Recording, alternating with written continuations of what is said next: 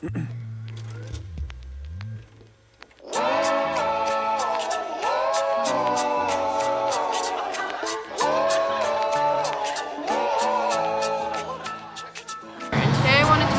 year's theme. The climate of quarantine. Restart, ready? Restart, three, two, one. But this year we are, Here we go, ready? 3, trying not to laugh. Turn around. I'm laughing because I've been there. This year has put us in a culture of serving others. Ourselves. Sorry, I didn't want to do that. This year what? This year, 3, 2, 1. Hello, and welcome to Service 2021. My name is Katie Clonch, and I am a sophomore at Sumner High School, and this year I am one of your service coordinators. Today I want to touch on this year's theme. The climate of quarantine over the past year has put us in a culture of serving ourselves. A year of being socially distant, or perhaps even isolated, has reinforced an inward way of thinking. It's human nature and happens habitually. This has easily resulted in more screen time than time with people. But this year we are shifting into a new culture. A culture that doesn't just see people but serves them before ourselves. A culture that breeds patience, kindness, forgiveness, humility, commitment, respect, honesty, and selflessness. This means to live with intent to serve someone in every room that you step in, to choose to see people and recognize their needs, to listen, to recognize each other as important and worthy, to meet on a common ground of servant leadership, to serve first. Thank you for joining us this year at Service 2021, and let's be people who serve first. Welcome everyone to the 2021 Service Conference and the first ever virtual service conference. I want to personally thank you for tuning in, whether you're at home or you're tuning in from your school. My name is Janaea, and I have the very honor of being the student director for the service conference this year. And I am so excited for you all. My life has been directly impacted by this conference since the very first time I went, which was actually in 7th grade. And speaking of which, was held right here at Calvary Community Church. So I want to give a huge thank you to Calvary and for their team for constantly being behind this conference and supporting the message of servant leadership and living it out daily. I'd also like to thank our sponsors this year. We have Carl Westfall, Rick Morton from Jostens, Character Strong, Sumner Rotary Club, and Heather Lewis from Edward Jones. As I'm sure you can agree with, we've had a crazy year this year, and to have such an immense outpouring from our community is a blessing that I don't take lightly, nor does my team. So if you make your way to the website, you're gonna find a workbook and agenda where you can take notes, link there. This year we have an amazing lineup of keynotes for you. They represent many different perspectives in society, and they're all gonna bring messages centered around the idea of entering a post-COVID world with the mindset of service and sacrifice. The world's gonna look a lot different from this point forward. And so, therefore, it's important that we lean on what we already know, which is how to serve others. Okay, now to the fun stuff. When I was a freshman, I remember looking up to the seniors and seeing how cool and insane they were and how they always knew what they were doing somehow. And I could not wait to be that senior, to always know what she was doing. And I can confidently tell you that as I'm standing on the stage here today, I am not that cool and insane senior who always knows what she's doing. However, I was a student leader in a pandemic for a year, and I gave it my all. And I tried to learn the best that I could, and I learned something very important that if I knew 3 years ago would have changed my life. And so I couldn't pass up that opportunity to share that with all of you, as many of you are in the place that I was. So I've been a student of servant leadership since I was 11. And over the past 7 years, the one thing that's been made very clear to me is that the amount of time I spend trying to learn and practice the skill of loving other people, I spend just as much time learning and practicing the skill of getting out of my own way. So I have one piece of advice for you. And that piece of advice is going to do 3 things, and it's going to help accomplish that. My advice simply is this. It's an analogy, so stick with me. Wear failure like it's your favorite jacket. And when you think about wearing your favorite jacket, right, you probably wear it more often, something you're comfortable in, and it's something you have confidence in. You don't wear it like you wear a regular jacket. Maybe shoulders are back, chin up, you got confidence, right? This is important because the first thing it's gonna do for you is you're gonna find that you're gonna allow yourself to be an amateur. I find it humorous that every child is under the impression they can breakdance. And you can't tell them differently. It's never like a secret skill, like, shh, look what I can do. No.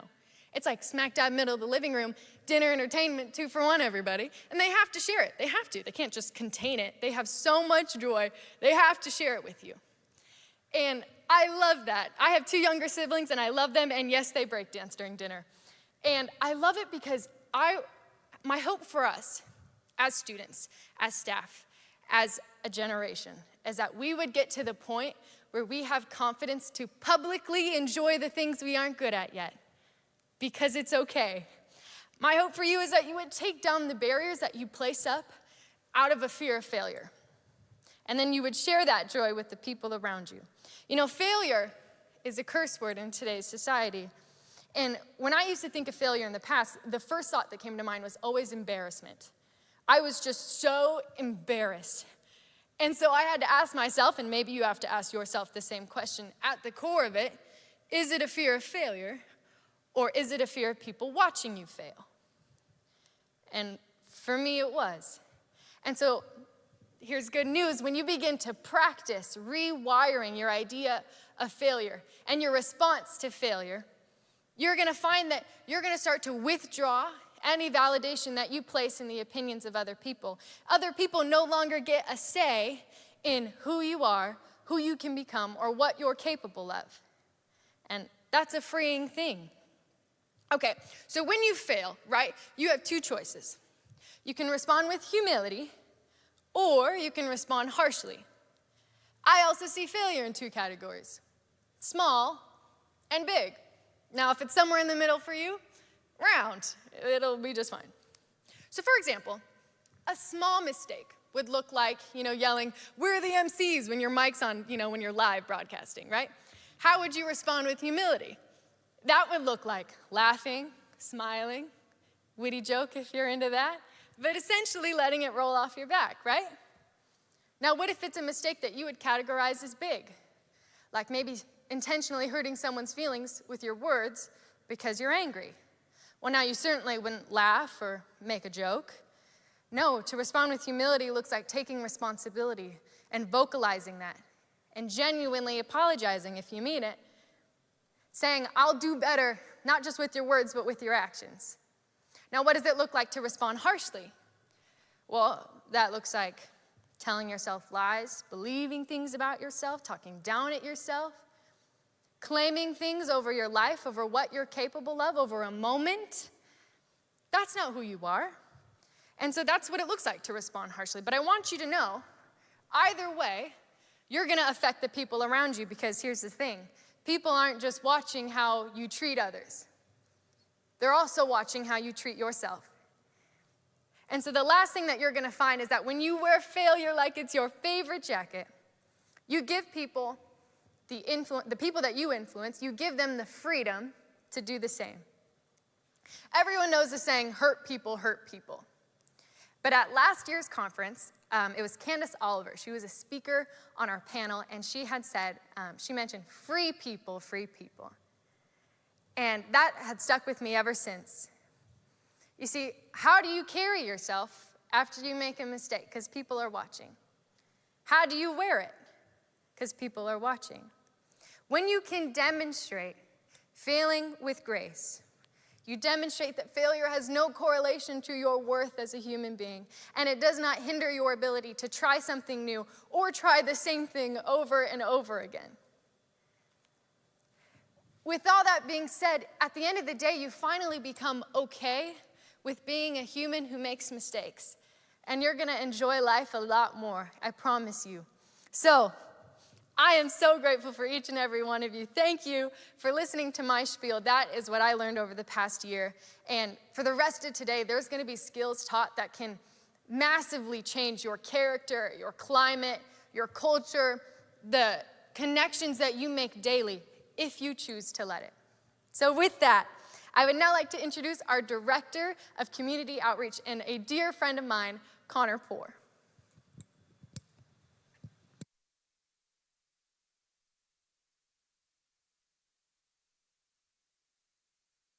Hello.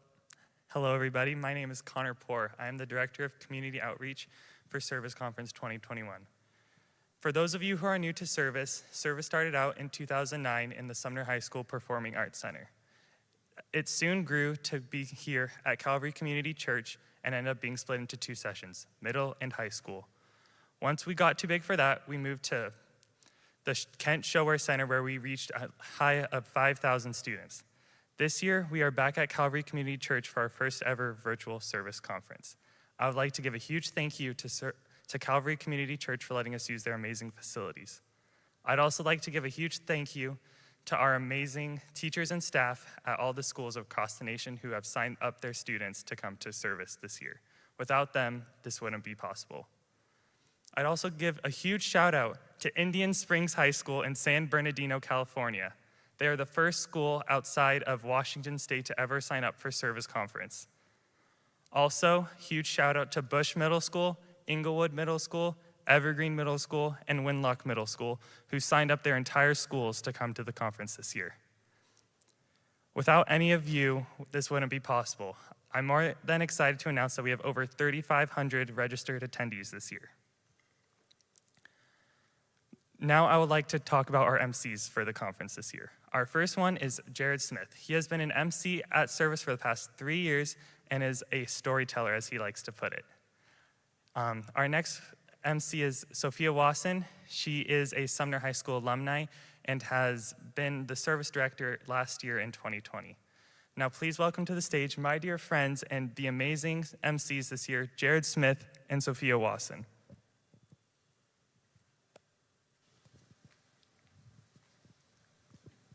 Good morning, everybody.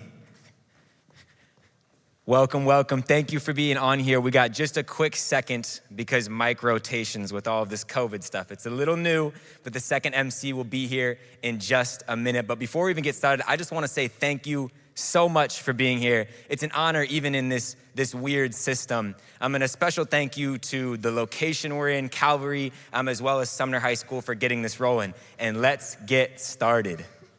Good morning, Service 2021. I'm so excited to be here. My name is Sophia. This is Jared. We know times look a little bit different, but we can't wait for all the amazing speakers we have, and we just hope you take it all in today. Absolutely. Thank you, Sophia. And obviously, we've talked about it before, but it's pretty obvious that this year is a little different. I might even add that maybe this year is a little weird. This is not normal, right? We went from a massive event center with thousands of people, and now we're in a church with like 10 people and a camera. And if you ask me personally, if I'm being honest, I might say to myself that this kind of sucks. And I want to give you permission to allow yourself to think that maybe this kind of sucks sometimes, but in the same breath, this is kind of awesome. Because even when it seems kind of like the world has stopped, the work hasn't. I think it means a lot that you are showing up and taking this time to continue to commit to the work of servant leadership. And I just know and I just hope that when the world goes back to a little bit normal, if you will, we'll all be prepared and ready to serve, love, and lead. Yeah, I wish more than anything that I could see all of your smiling faces today, but I know times are different. But I really just hope that today, even though we're doing things virtually, I hope you can take away just soak it all in. That's my advice to you. I know it's scary, I know it's hard, but we're getting through it together, and we're here for you. We hear you. We can't see you, but we hope you guys enjoy the conference today. Absolutely, and with that, let's get ready for our very first presenter. This first speaker I've only met one time in my life, but to be honest, she's the kind of person you only need one confrontation with or one meeting with to have an impact on you. She's a mother of 3, but if you ask her, she might say that she has a lot more kids because she's been teaching in and around schools for 30 plus years. She's taught in all kind of school systems from predominantly white to predominantly black to some of the most diverse schools in the nation. In fact, I might even say she's better than just a teacher because she has a list of accomplishments so long, I need a note card just to get them all. She has been awarded the most innovative foreign language teacher, the Washington State Milken Educator of the Year, an outstanding educator for Washington State. She's even been recognized by the White House as a champion of change. It's truly a special moment for us to hear today from Miss Erin Jones.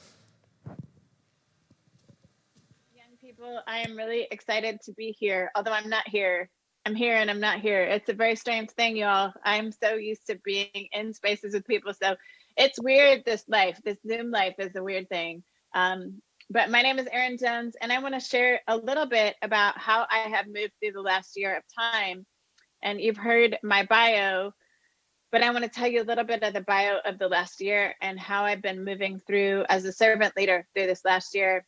And I hope you'll be inspired. I hope you'll be challenged. Exactly a year ago at the time of this filming, like literally exactly a year ago, was the first time I had an event canceled. So I am a public speaker now. I was a teacher for 30 years, well, teacher and an administrator, but I'm now a consultant. So I speak all over the country, get on planes. I used to get on planes. I don't get on planes anymore, but I used to get on planes once a week. I was in car driving to Bremerton, to Spokane, to all over the place. But last March, first week in March, I had my first cancellation of a big speaking event in DC. Y'all, I was so excited to go to DC, so excited, and they canceled it because of this thing called COVID, which we had just started hearing about, didn't know anything about. By March 8th, about half of my calendar was gone. By March 12th, literally everything on my calendar scrubbed, like zero left on my calendar. Now, just so y'all know, teachers have a salary. They get a check every month, no matter what, they get a check. Consultants don't get a check unless they're working. So when you have nothing on your calendar, that means you are not getting a check. And so I knew by March 12th, the evening of March 12th, I'm not going to be bringing any money until June and then August. I mean, it just kept getting worse. And we thought it was going to be weeks, and then it turned into months. And now here we are a year later. But I remember on March 12th being really panicked. And my husband is a high school teacher and a football coach. And I looked at him before we went to bed on March 12th. Why do I know the date? Because my mom's birthday is March 13th. That'll come up in a second. I turned to my husband and I said, honey, I hate to tell you this, but I know I'm the big money maker in our house. I'm not bringing in anything until at least the end of June. And I really don't know after that. And I'm really sorry. And he said, honey, I just need you to be. I just want you to be. What do you mean? He said, we paid tuition for our kids' college. We just refinanced our house. We paid the big bill. We have cars. We're going to be fine. We're not going to be able to go to the movies or go out to eat anytime soon. Y'all who live in Washington, you know that like within the next 24 hours, we were shut down anyway. So that didn't matter. But he said, I just want you to be. So the morning of March 13th, the governor gets on the news and says, don't see people that are older. My parents are older. It was my mom's birthday. And I'll never forget March 13th because now I have no work. It's my mom's birthday and I just want to go hug my mom. And now I can't go hug her because my mother's mother died of pneumonia. My mother gets pneumonia every year. She is that exactly the older person that you shouldn't be around. And so I had to drop my present off at my mom's doorstep and then run out to the car and sing happy birthday from the car. Y'all, I'm about to be 50. I was crying like a baby on the stairs, singing happy birthday, mom, happy birthday. I couldn't hug her. I was just devastated. So I felt like it was the worst week of my life. I just felt like the whole world was falling apart. And my husband just says, Erin, just be. So it's Friday the 13th and I'm just being, y'all, but I'm not happy about it.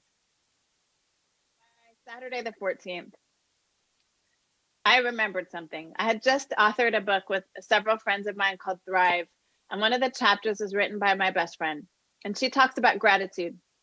She did her PhD on gratitude while going through cancer therapy. She was doing chemotherapy and all of this with 3 small children and being a principal of a high school. She does have PhD thesis on gratitude. And what she learned about gratitude is that, number one, gratitude is not natural. We don't naturally feel thankful. We naturally feel joy, anger, frustration. We don't naturally feel grateful. Grateful is something you have to practice. And I remember she talked in our book about how she started a gratitude journal in the middle of cancer and how it helped her get through cancer. And what she learned scientifically is that your brain chemistry actually shifts. The more you practice gratitude, your dendrites actually reform, and they form this new way of seeing things more positively. So I knew by Saturday morning, the 14th, I needed to just practice gratitude. I don't know what else to do because I can't work. So I just started practicing gratitude every day. By Sunday, the 15th, I had this image in my head of hands. And I'm a person of faith, but whether you're a person of faith or not, I want you to just put your hands out like this, put your hands out like this. And I want you to imagine, what do you have in your hands? What are the resources you have? What are the gifts you have, the talents you have, the skills you have? And I'm looking at my hands and I thought, well, I got a computer and I have 20,000 followers on social media. I have a love of teaching. Okay, I got something in my hands. And so you can put your hands down now. But I felt like I needed to just give away what was in my hand. So I spent all day Sunday figuring out, what do I give away? Well, I also speak 4 languages and I love to read, and I have books in all 4 languages that I speak. So I said, you know what? I'm just going to go live on Facebook and start doing a read aloud on Monday, because schools had been closed already. Schools were closed on the 13th. So I knew there were all these parents that had little babies that they didn't know what to do with. So I said, my gift to the community is going to be, I'm going to do a read aloud for little kids. So Monday and Wednesday, I read in English. Tuesday and Thursday, I read in Spanish. Friday, I read in Dutch and French, y'all. I speak Dutch and French.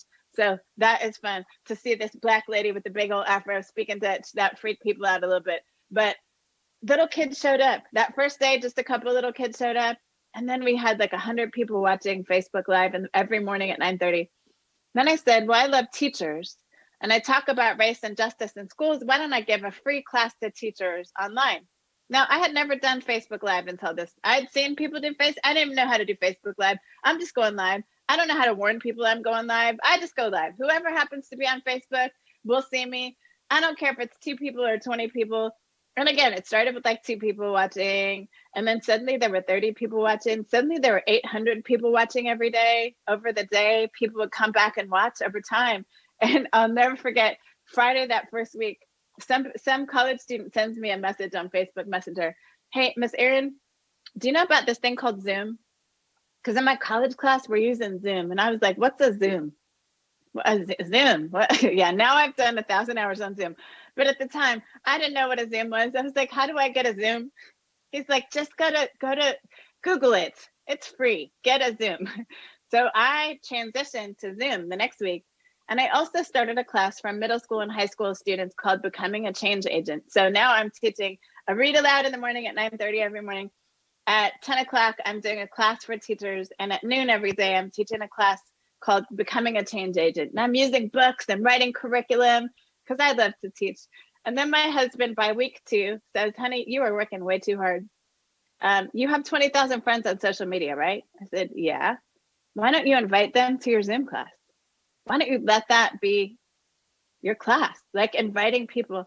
Do you know my students got to meet former NFL players, authors, the first Black Supreme Court Justice, the first Asian Supreme Court Justice, the mayor of Tacoma, an Emmy-nominated performing arts. Actually, he's a spoken word artist. My students got to meet the most. President Coste, she's the president of the University of Washington. She happens to be a friend of mine. I invited them. She said, sure. She brought her dogs with her and her cat. Her cat sat on her back while she talked to kids. And then she let them ask any questions. Can you imagine like 10-year-olds asking the president of the university whatever questions they wanted to? It was the most amazing thing because I looked in my hands and I said, what do I have there? I just have a little bit. I just have a cell phone and an iPad and some followers. And I just gave it away. I want to encourage you all to look in your hands and figure out what you have.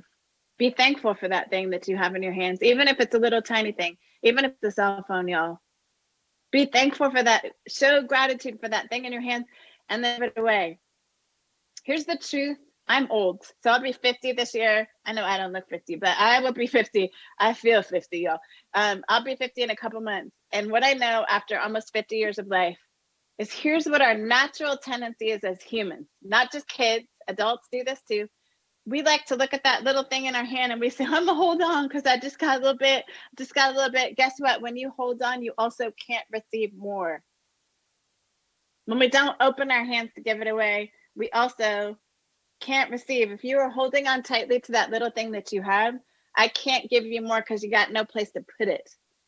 So I want to encourage you. Number one, be grateful, be grateful, be grateful. Number two, open your hands and give away the little bit that you have. Put it out into the community, because guess what? It comes back to you. Here's what happened to me.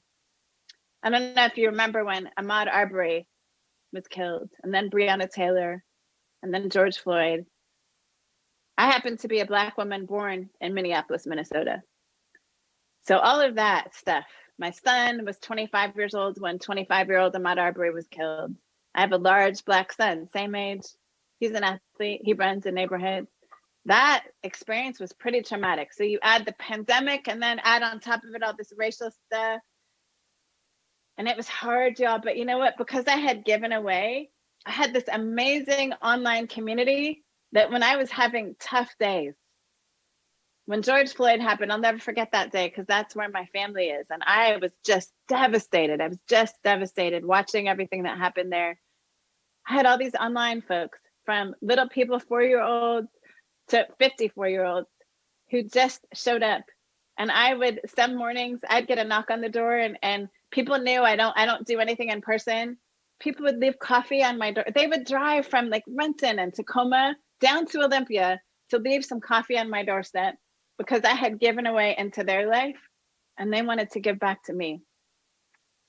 I want to encourage you, take what's in your hand and give it away. Here's the other thing that happens. I didn't have any work through June, but I just kept talking online. And here's what happened. By June, schools that kind of figured this Zoom thing out, and man, we need to do school assemblies. So guess who got called to do school assemblies on Zoom? This one, because principals and superintendents had seen me online. And then in July, when businesses realized, you know what, we need to do some work around race and justice. We need somebody to come train us. Guess who they came to? This one right here. Remember, I had no work from March to June. Do you know I have worked more and made more money from July to right now than I made in an entire year and a half before that? And guess what that's allowed me to do? Just yesterday, I paid for a friend's phone bill and her car note, because I gave away. And now that I'm getting back, I'm also giving back away. And so I want to encourage you. You may not get back in money. I'll tell you, one of the best gifts in the world was about 4 months ago, there's a little girl that had been following me on social media, a little Black girl who'd never seen a Black woman speak a language other than English. And she would get up every morning at 9:30 to watch Miss Erin on TV, she said. She didn't understand Facebook, TV. And all she could type was hi, hi, hi. So she just kept typing hi. She'd be there, and the whole time I'm reading, she would be typing hi, hi, hi, hi, like 50 million times. But in October, I knew her family was going through some really tough stuff. And I drove up to Renton, and I brought her a little gift of a book in Dutch, because she loved to watch Miss Erin read in Dutch. And I brought her one of my favorite books in Dutch, and I brought her sister a little gift. And 2 days later, I get a message from her mom, and it's a video recording. And it's this little Black girl, little 5-year-old Black girl with her Dutch book in the car. She's trying to copy me. She had been watching me read over and over, and she's making up stuff. She's trying to sound like Miss A. Trying to speak Dutch. Yeah, Dutch is hard and it's really guttural. She's just making noises. But can I tell you, as a teacher, to watch a little 5-year-old mimic me in front of her mom was one of the most beautiful gifts that I've gotten this year, is to watch this little girl want to follow in my footsteps. And that is an incredible gift when you're serving and other people see it and they want to serve too. So I'm going to encourage you, start with gratitude every day. Every meeting that I go to, I start with gratitude now. I ask people to type in the chat, what's the thing you're grateful for? Changes your brain chemistry. And we need that. Who doesn't need some more positive right now? We need whatever positive we can get right now. So I want to encourage you, start with gratitude. Then I want to encourage you to think about, what is that in your hands? Some of y'all have more than others, but here's what I know to be true, because I'm old. Even if you got a little bit and you give it away, it will come back to you and more. I encourage you to think about, what is that thing that you love to do? Maybe it's drawing, maybe it's singing. One of the students in my middle school class decided in the middle of my class, you know what, I really love to make cards. And there are a bunch of elderly people in my neighborhood who can't have anyone come see them because they're immune compromised. So she made a card for every elderly person in her neighborhood, and she put a little glass jar and left it outside their door. She spent the whole summer doing that and putting a new card in front of a new door every day. You don't need to have a big thing to give away. You just need a little thing. And so I'm going to encourage you to think about what can you give away, because it will come back to you. And I want to end with 3 words that I am using to move through this moment in time. And I want to encourage you to think about what are containers that you can use. And I like words. I was an English teacher, but I also taught French and Spanish. I love words. Every year I have 3 words that I use to just kind of hold, to contain how I want to move through the world. And I want to share my 3 words with you and encourage you to think about what are 3 words or even 2 words that can help you move through the season. And if you want to serve more, think about what are words that could really propel you into service. So my 3 words are humility, humanity, and history. I believe one of the greatest sins of America is our lack of humility, the arrogance. We got a lot of arrogance happening from the top of government to entertainers to athletes to just, there's a lot of arrogance and pride. And so one of my words is humility. I want to show up with humility every day. And what humility means to me is I don't know it all and I can't do anything great by myself. So I got to link arms. I got to link arms with other people. I can do good on my own, but I can do great with other people. And so I choose to show up and link arms, but I also choose to be a learner every day. I'm never going to arrive at knowing it all. So I show up in spaces as a learner. Humility. 2, humanity. This is the hardest one, y'all. I choose to show up and see the humanity, even and especially in the people who are not like me. Even and especially in people who believe stuff that is really different from what I believe. I choose to see their humanity. I choose to treat them with the dignity they deserve because they are a fellow human being on this earth. And so I want to encourage us in this moment where we are really politically divided, we are socially divided. I want to encourage you to show up and see the dignity, especially in those people who look different, sound different, believe different stuff, voted different than your family did. Imagine what could happen if we just got curious about one another. Well, I wonder why they believe that. Or I wonder what that language is. I wonder where they're from, instead of, man, I can't believe they believe that thing. Can't believe they voted that way. So humility, I don't know it all, can't do great things by myself. Humanity, I choose to see the dignity and value in every human being that I come in contact with. 3, history. Each one of us has a story. And because I've spent so much time teaching and I've raised 3 kids who are now adults, I absolutely believe that your story is pointing you in a direction. So I think we have this idea, what am I going to do in my future? Just keep living. Keep living. Your story is going to point you in the direction of that thing that you're meant to do. And I think we spend so much time worried about that end thing. Worry about where you are right now. Live where you are right now fully. And here's the thing I know as an older person, there will be good, bad, and ugly in your story, but all of it can be used to be a gift to your community. Every single part of your story. And so be willing to look at your story. Don't try to hide bits of your story. I know some of the worst bits of my story have helped me to bless other people, have helped me to help teachers, help students. It's helped me to connect with students that need somebody who understands the ugly of their story. Because I've walked it before, I can walk with them. So I want to encourage you to think about your own story. Where is your story pointing you? And what I'll say as a mom and a teacher is I am more concerned with who you want to be than what you want to do. I am much more concerned with who's the person that you want to be as opposed to what's the job you want. Because here's the truth about your generation. You probably will have 10 to 15 jobs. My parents' generation had 1 job. My generation had 5 to 7. Y'all are going to have 10 to 15 jobs. I don't care what you want to do. What you think you want to do, to me, doesn't matter. Who's the person you want to be? So I'm going to encourage you. Humility, humanity, history. Those are my 3 words that move me through every moment in my life. What are 3 words that move you? So start with gratitude every day, even and especially when you're not feeling very thankful. I've had 9 friends die, y'all, since last February. 9 friends die. It's been a tough year. One of my husband's star football players drowned this summer. He had an undiagnosed heart condition. We have been through a lot in our family. But because I choose gratitude every day, and I have this amazing army of people around me, it has helped me move through and continue to smile and continue to have hope. What's in your hand? What's in your hand? I want to encourage you, whether it's a lot or a little, give it away, serve, choose service every day. It will come back to you. And then lastly, what are words that you can hold on to that can move you through this moment in time? Because it helps when things get rough to be able to look back and say, okay, that's why I'm doing this. Humility, humanity, history. Okay. You pick your own 3 words that can move you through this moment in time. And it is hard. I don't want to deny that. It's a hard time, but you're not alone. You're not alone. We are all on this journey together. Thank you. Well,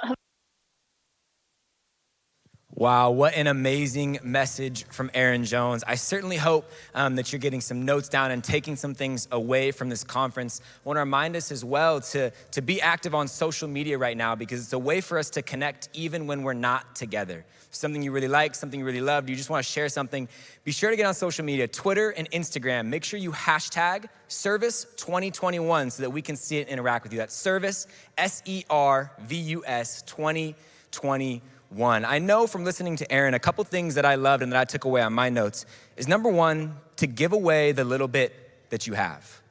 Even if you don't have a lot, what can you do to support, love, and serve others, even with the little bit that you have? Number two that I loved is to show up. And more importantly, show up with gratitude, especially for those who might look different than you. Right now, we live in certainly what I might define as a crazy world. And by being able to show up and treat people with respect, with dignity, with love, I think we can all start to make it a little bit better. And finally, what I leave you with is the 3 H's that she talked about: humility, humanity, and history. Erin focused on how those were the 3 main things that she's focused on every day. And I love that ability to kind of simplify our approach. Because sometimes when we take the idea of leadership, it gets really big, really crazy, really scared. We don't know where to start. But if we can start with just 3 words, then all of a sudden we have a much more tactical, a much more reasonable approach. I want us to say about 30 seconds, 45 seconds, and think to yourself, maybe write those 3 words down. What can be your 3 words for 2021 to focus on serving and loving others? Take some time and think about those 3 words. I also want to remind teachers, educators, administrators, who's ever leading this right now, as we take this time, there's always time to be able to pause, to move. If you need to transition time, we want to be able to meet your needs. So remember that this is live, but you can always pause. We'll still be here. Just come back. You'll be a little bit later. So a reminder to teachers, feel free to move around and do what you need to do as well.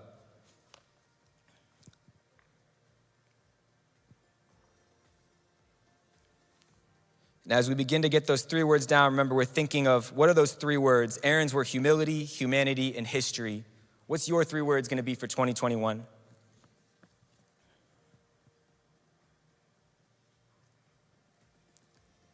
And as we start to come back together here, the final reminder that I love that Erin gave was that you are not alone. Even in this crazy time of isolation, you are not alone. And finally, I say we get this thing continue moving on. Our next speaker is a phenomenal person to have with us. He is an NFL Hall of Fame safety and 9-time Pro Bowler. He was named to the NFL's all-decade team for the 2000s. And if you don't really understand football, because I know I don't, all I do know is that if you have the ball, this is not the person you want to see. When he's not on the field, he is the founder of the Impact Foundation that's on a mission to serve disadvantaged communities. We have the honor of hearing from him in a Q&A session with Sumner High School AS President Janaea and Brian Dawkins. Friends, I hope you are enjoying the service conference thus far. I know you are getting quality information and tools to succeed as a servant leader, which is why I'm so honored and privileged to introduce to you an NFL Hall of Fame safety, 9-time Pro Bowler, and a man with immense drive and wisdom, the one, the only, Brian Dawkins. Welcome to the service conference. Well, thank you. Thank you for having me. It's a pleasure to be here. Of course, of course. Now, before we get into all of the wealth and knowledge that you have to offer our audience, we want to ask perhaps the most important question, which is, how are you doing? Well, thank you for asking. I am blessed by the best. That's what I say. You know, and I truly believe that. I truly own that. And so during this time of COVID, I've been very intentional of the time that I've been spending. See, one of the things I've recognized in my life is that time, we only get 24 hours out of the day, right? And how you invest that time is extremely important. And during this time of COVID, we've actually had more time to do other things, right? So I've been very intentional in learning and gaining and understanding of a better understanding of myself and my emotions in one area, but also how then can I then reach out, branch out to help others with the things that I'm now learning. So this has been actually a lot of growth has happened in COVID for me. So again, being intentional with your time is extremely important to grow. That's so important. You know, it's such an honor to have this opportunity to interview you. We've had some legends from the NFL previously, but never any Hall of Famers. So again, thank you for your time. I appreciate it. Our team appreciates it. And to the students in the audience who may not know who you are, would you tell us a little bit about yourself and your story? Absolutely. Born and raised in Jacksonville, Florida.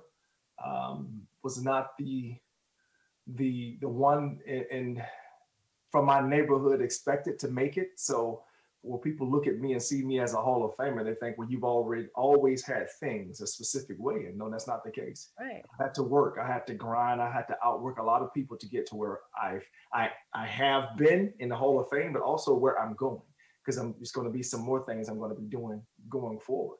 And so blessed to go to Clemson, get a scholarship to go to Clemson. That's a story in itself of how I got to Clemson. It wasn't just by me and my hard work. It was not that. It was actually by somebody else helping me get into Clemson. And then when I got to Clemson, I did what I was supposed to do. I was blessed to then get drafted by the Philadelphia Eagles. I was blessed to play 16 physical, grinding years of football, which I love to do anyway. And blessed to be a Hall of Famer.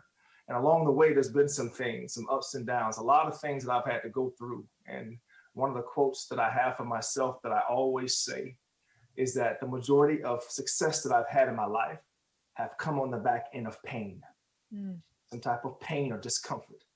And so that's I guess one of the mottos or mantras that I live behind. So when pain hits me, I'm looking and I'm asking myself, okay, so what am I supposed to be learning in this? Because I'm supposed to be learning something in this discomfort. And so hopefully we'll get into some of those conversations going forward. But now, blessed to now have been retired from the game for a couple of years now, about 11 years, I think 10 years now, and stepping into another phase of my life. And that's life coach, health coach, mindset coach, and the like, and some other things business-wise as well. Yeah, that's awesome. I love that you always use the word blessed. I think a man who's accomplished so many things, who has the right even to have, so much confidence or so, much of that kind of entitlement, you don't. And you have so much humility, which is so important. And servant leadership requires humility. And so how do you balance being considered the best player at your position while you played with the humility required to really lead the people in your circle of influence? So that comes from my faith. I'm a believer. I'm a Christian. I'm a believer. And so that comes from my faith. The individual that I model every day is Jesus. And the way that I see it, he's the absolute most powerful cat that ever walked the face of the earth, but yet he's the most humble. And so to me, that spoke volumes. And so how I define humility is power under control. I have power. I have influence, but it's under control. And the control it's under is intentionally being humble to recognize, you said the word blessed. That is, I say blessed, I don't know how many times per day, in different conversations, because I know that I am blessed. And that blessing is not just by me doing specific things. I have people in my life that have blessed me to be where I am. I've had adults that have helped me along the way. I've had others that have given a word for me to get into Clemson, like I mentioned, right? So it's a lot of things that I recognize. And so when you understand the power and humility, the power, and then the other thing is, I really believe this with all of me. This next thing I'm about to say as well is that you will be either humble or you will be humbled. The choice is yours, right? So either you're going to be humble, step out and just be humble, or you're going to be humble. Like life is going to punch you in the mouth or punch you in the stomach, some form of fashion. And we know that pride comes before the fall. And so all of that being said, the position of humility is the power position. Yeah. It's a powerful position to walk in. And I believe that most things, again, that I've had in my life coming from that place of pain has humbled me in a lot of ways for me to be open to this next step that God had for me. That's huge. For all of you who are taking notes out there, you said humility is a power or a position of power. And so I think that's really, really huge. And humility also, when I think of humility, I think of confidence as well.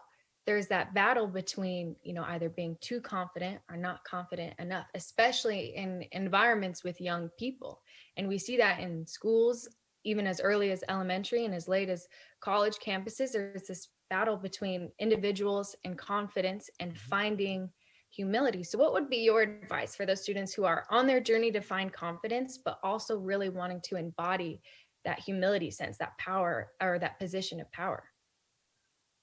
One of the things early on, and it's tough as you're growing up, is you have so many different voices saying what success is, or what fun is, or what you should be even. Like, there's so many different voices coming at you. You have to develop a sense of who you are. Yeah. Like, who am I? If I know who I am, then I know immediately what I'm not. I know who I'm not. And then those individuals that are asking me to do things that go outside of who I am, I'm not doing that. So, I guess another pillar in my life is the character that I walk behind. Like, there's a specific way that I am, that I exist, that my character should speak so loud, and I should be so comfortable in who I am that people won't even ask me to do specific things. Yeah. Because my character is speaking so loud, not in a boastful way, not in a prideful way, but I'm doing the right things the majority of the time, right? Nobody's perfect. Somebody we're going to fall and do, fall short every once in a while, but I'm doing the right thing the majority of the time. I'm helping people the majority of the time. I'm looking out for others a great percentage of the time. So that speaks volumes. So when people see you behaving that way, then they won't ask you to do things outside of what your character is yelling at them, saying that you are, right? But that only comes when you figure out, who am I? No, not the who that others think that I should be, not the who that I think others think that I should be. No, not those, but who am I? And if you don't know who you are, spend some time with yourself. Like, you've probably heard of mindfulness meditations and meditation and prayer, but spend some time with yourself, asking, like, who am I? Who am I? Now, what do I stand for? What are my values? What are my non-negotiables in life? What are the things I'm not gonna allow myself to ever do, because of this is who I am, right? And so when you come to those, when you make those marks, and I would tell people who are listening to write these things down too. Yeah. Like, spend some time, when you're spending time with yourself, write these qualities down. Journal, write them down, write it out. Matter of fact, take yourself into the past, take yourself into the future to see what type of success this individual will have. When I live my life this way, with these standards, this is what I'll be able to achieve, right? Absolutely. Yeah.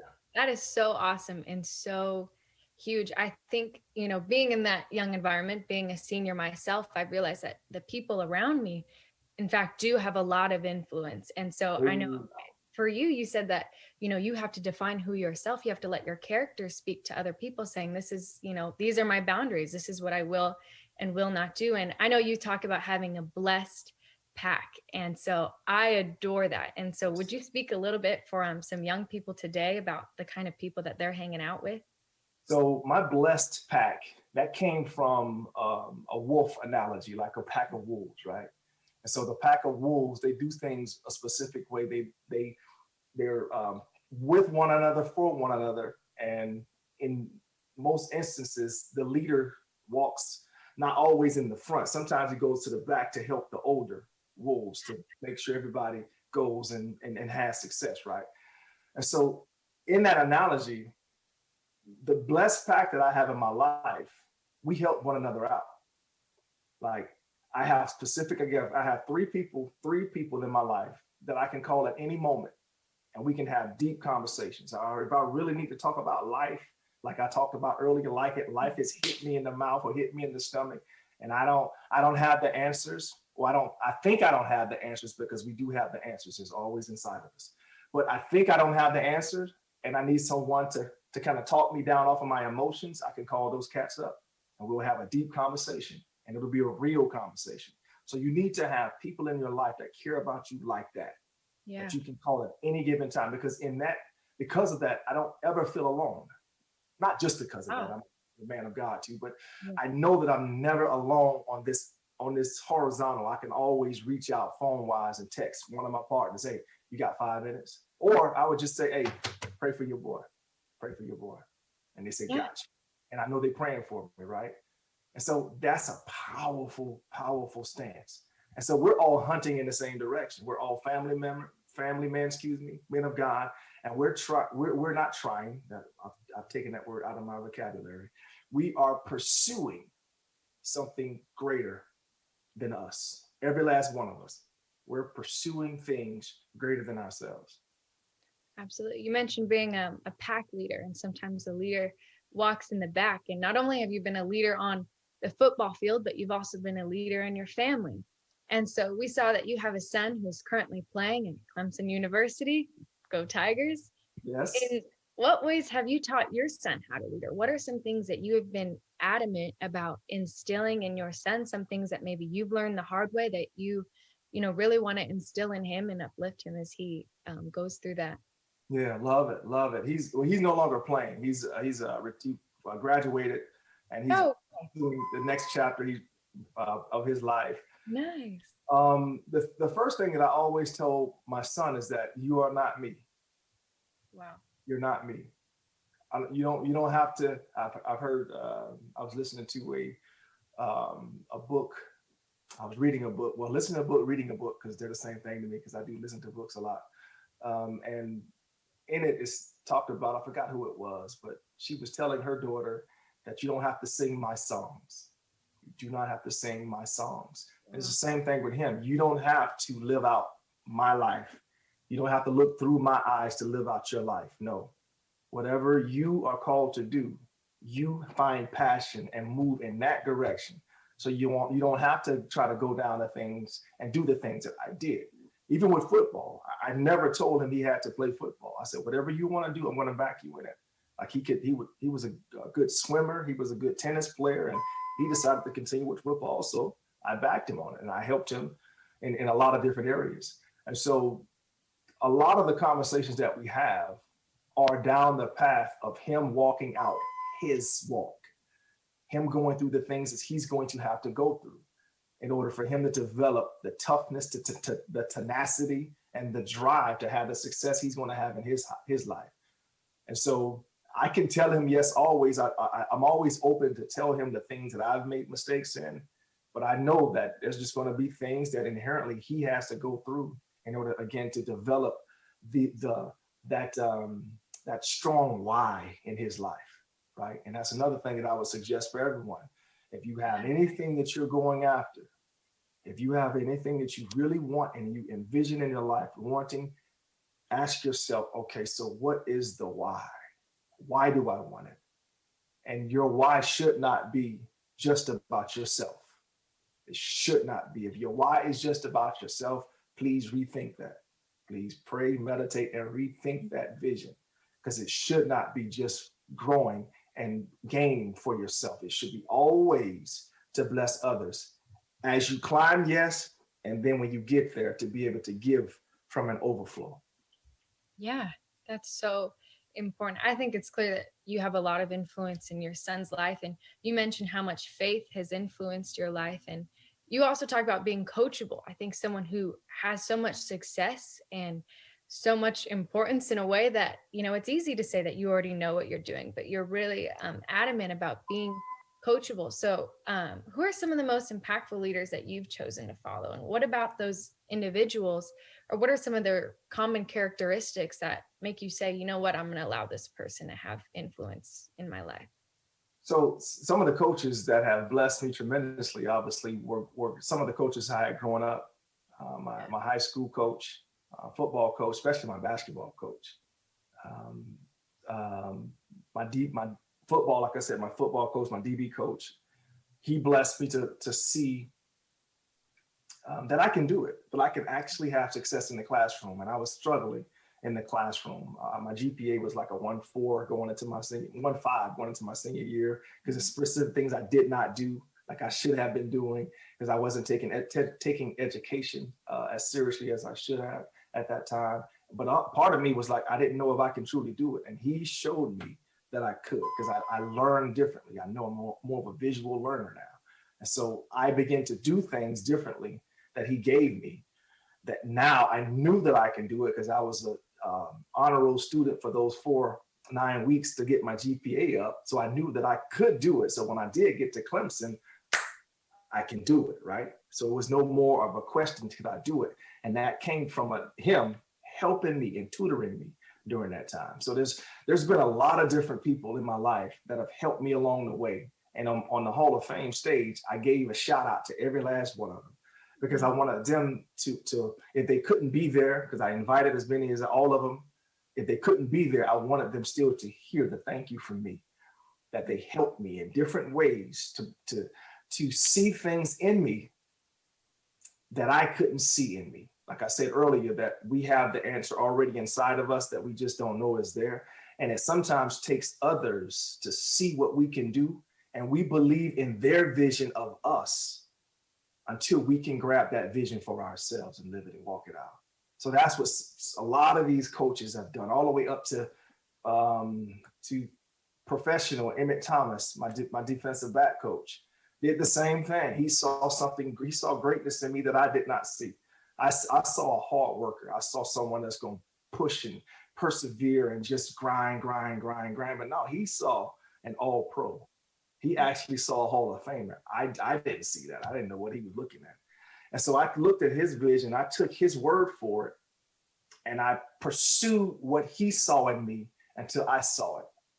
And it took a couple of years for me to see it. But once I grabbed it, it became mine. And then I just went after it, right? And so that's what sometimes happens in our lives, that we don't have a vision for ourselves, but then there's teachers. There's a teacher, for whatever reason, they see something in you.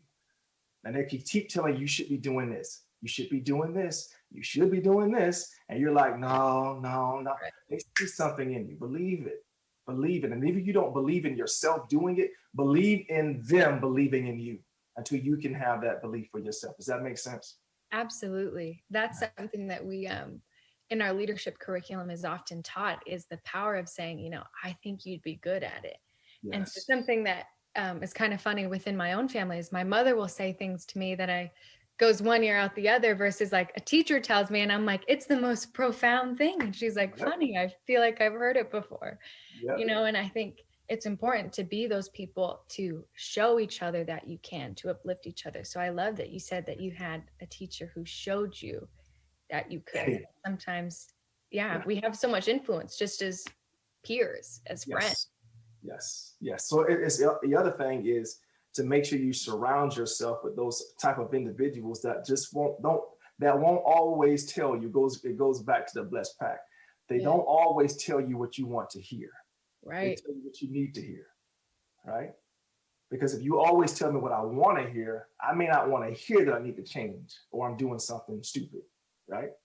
But that person that truly cares about you, they'll say, no, that's jacked up what you just did. Or the way that you hear that person was jacked up. And then it's going to hurt you, it's going to hurt your ego a little bit, but your ego will be fine. Yeah, it'll be fine. But that person now has helped you, and then you can do the things you need to do to make amends with that person or with yourself. Sometimes we have to forgive ourselves, right? Sometimes the hardest person that we're the hardest on is ourselves. And many of us don't forgive ourselves, and we carry that pain on year after year after year. And then it erupts later on in life when it's not a big thing that happens to you, but because you kept that pain bottled up for so long, that pressure has been building, and all of a sudden you make another mistake, or somebody says something to you, or somebody cuts you off in the road and you just lose it. And it's not that situation, it's all that pain that you've been holding on to because you didn't forgive yourself. So, Yeah, no, I totally agree. I think it's funny. There's these 4 big lies that they're taught. The first being a fear of failure, and the second being a fear of or needing other people's approval to like yourself. And I think from that comes a lot of people pleasing. And so not only do you need people in your life to kind of tell you how it is, but sometimes it's hard to be the person to tell someone else, how it is. And so I was taught that, some of the most loving words you can say is that's not okay. And so I think as we're growing as a generation, as a society, as young people, to be people who stand up and say that's not okay, but with love. So I love that you touched on that. We are going to head into our last question. So thank you so much for your time. And this question is, what is the best piece of advice that you've been given, or what's the best piece of advice that you have for young students today? Man, the best piece of advice that I've been given as far as leadership, as far as living life, is once again comes from my faith, that you treat others the way that you would want to be treated. Yeah. To treat others the way that you would want to be treated. And in order for me to treat you right, though, and in order for me to show you love, I have to love myself. I have to love myself. I can't give of what I don't have. So if I don't have any love for myself, I'll give you a love that I'm reading about or I'm seeing other people give to other people, and it might not be a good love. Like it might be a hurtful love. Yeah. Because you're learning love from the wrong sources, right? So understand, you have to love me. So when you get on an airplane, the first thing that they tell adults to do is put the mask on who first? Themselves. Yeah. Not the child. They put it on themselves first, and then you put it on whomever needed after that. So you have to take care of you first. So fall in love with you first. For all you who are single, you're wanting somebody, you think they're going to complete you. No, be complete. And then you go and see somebody else, begin to talk to somebody else. Love yourself first, so then you won't have to be nobody won't have to validate you. You know you're already special. I don't need somebody to love me for me to be special. No, I love me, so that means I'm special. So then when I then show other people love, I'm showing them a genuine love because I love me, right?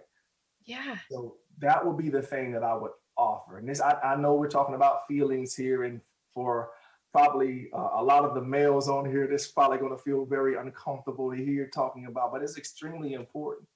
One thing, some of the things that I've learned over my life is, I call it emotional availability. So I'm emotionally available to my family now.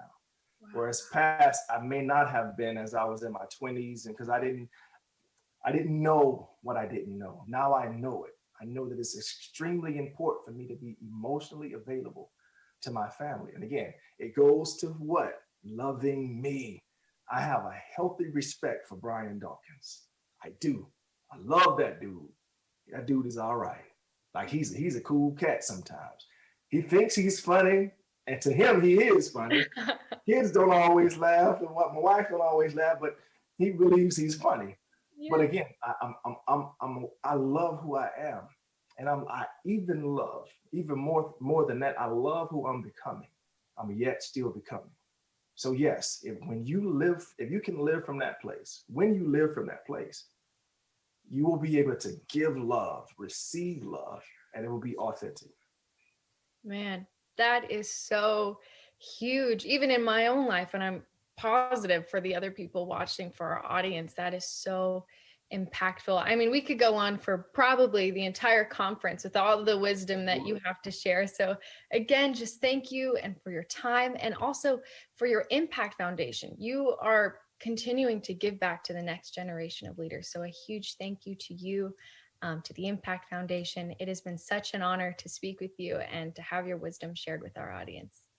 Thank you for having me once again, and everybody be blessed, stay encouraged, and stay giving.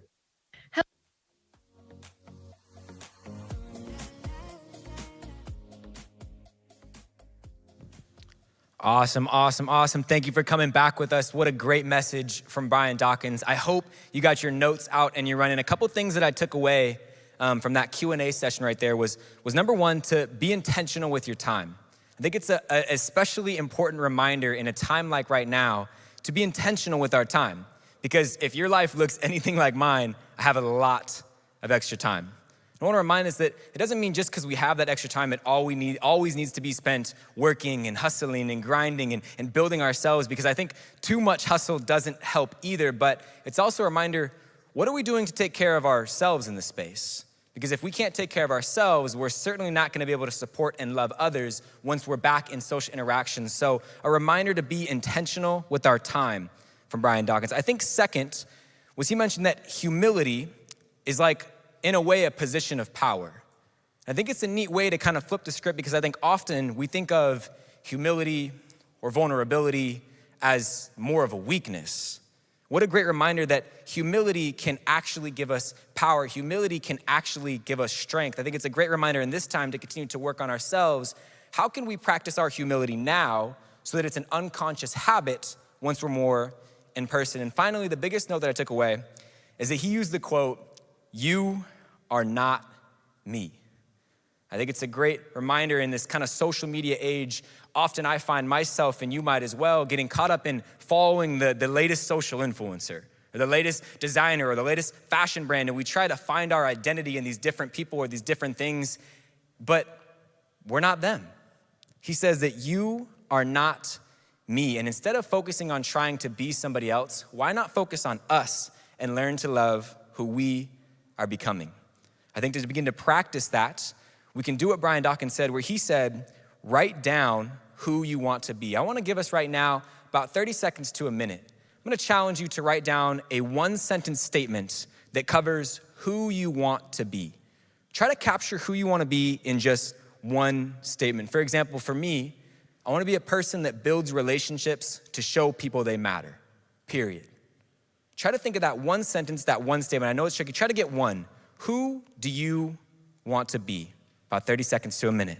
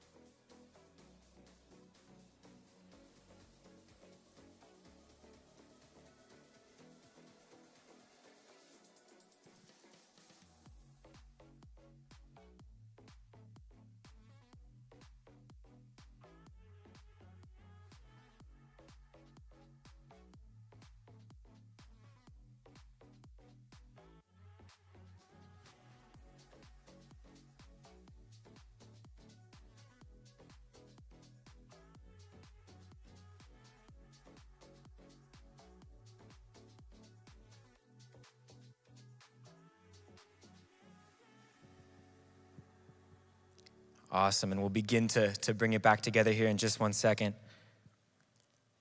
I hope that as you thought through that process, even if you couldn't come up with that one sentence or that one statement, at least it starts the process of thinking about who do I want to be and how can I capture that in an effective, intentional, and simple way.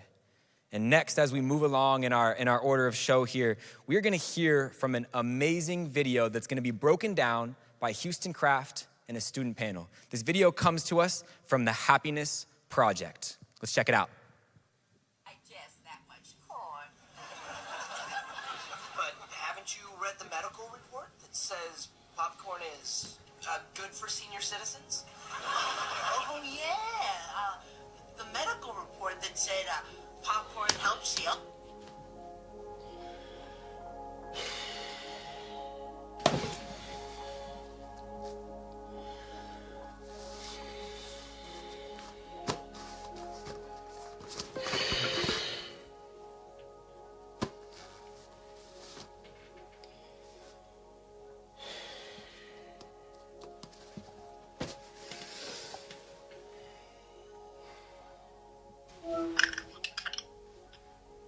Yo.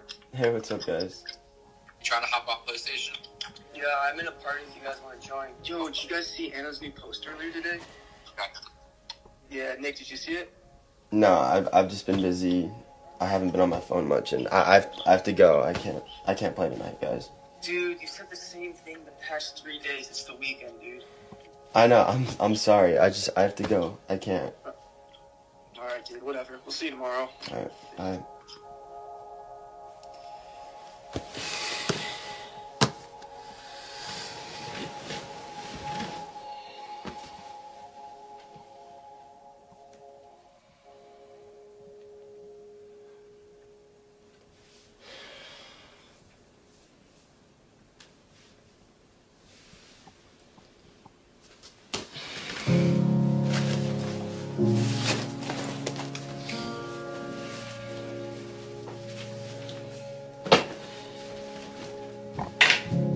Are you tired? Are you weary? Worn out? Emotionally? Mentally? Do you have memories of the last time you were truly happy? When you were truly you? When every smile wasn't just an outward action, but rather an inward reflection of the real you breaking through. That smile, that's who you are. It's a picture of strength that's being developed in the dark, through lonely nights and hidden fears, through tempestuous waters as your eyes rain down tears. And with 20/20 vision, life has never felt so unclear. So my question is, how did you make it here?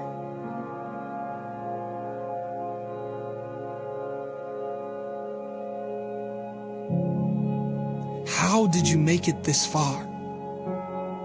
Through all the ups and the downs, the highs and the lows, you were being positioned for purpose and poised for growth. And although it was hard, you held on to this hope that the you you've been searching for would be the you come to know.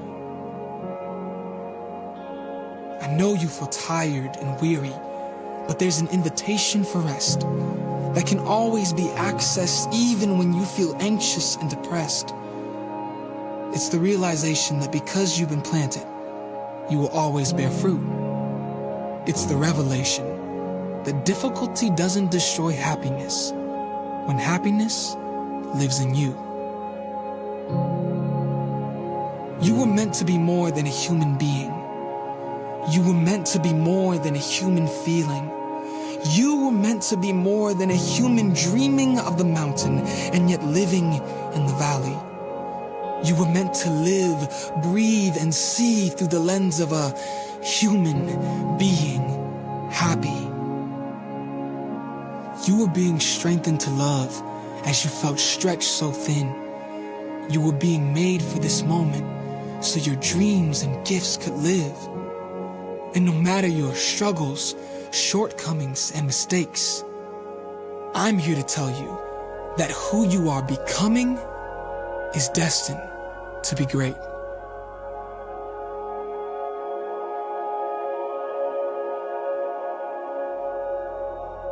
Sit down, take a breath, and tell me what you see. Do you finally realize that although you felt by yourself, you've actually never been alone in anything? Do you realize life is beautiful, so you can't take it for granted? Do you finally realize that 2020 wasn't the year you were buried, it was actually the year you were planted? It's your time to grow. So, do you want to start a chain reaction to change the world around you with this newfound hope? Well, here's how the story goes. Happiness isn't a place. It's a process that might just begin with a project. It isn't a location. It's a lifestyle that might just start with one simple smile. It isn't a change of scenery, but rather a change of what I see in me. It's like resilience through the pain, like dancing in the rain till we're washed of all our stains and we're brand new. So congratulations, because after everything you've been through, Happy New Year. But more importantly, Happy New You.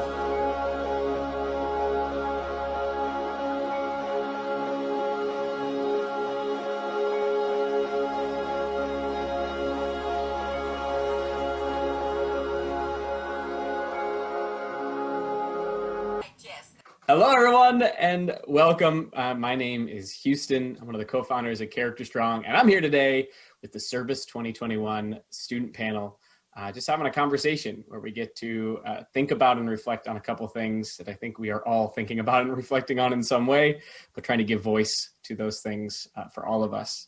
My name is Houston. I'm 31.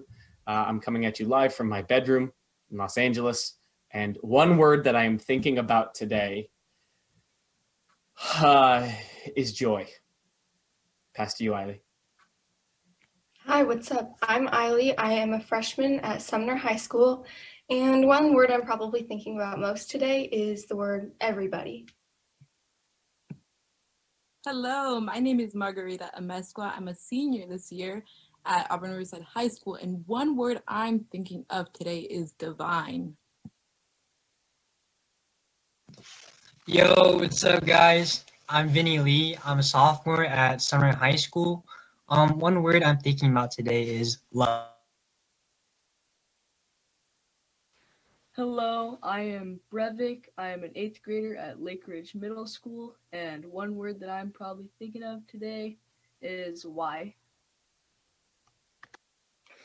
Hey everyone, my name is Jalen McQueen. I'm a junior at Bonnie Lake High School, and a word I'm thinking of today is persistence. Good stuff. Good range of words in the room today. Vinny, just to confirm, I think you muted right as you were saying it. Love, life, lies, limbs. Love. Okay, that does make more sense.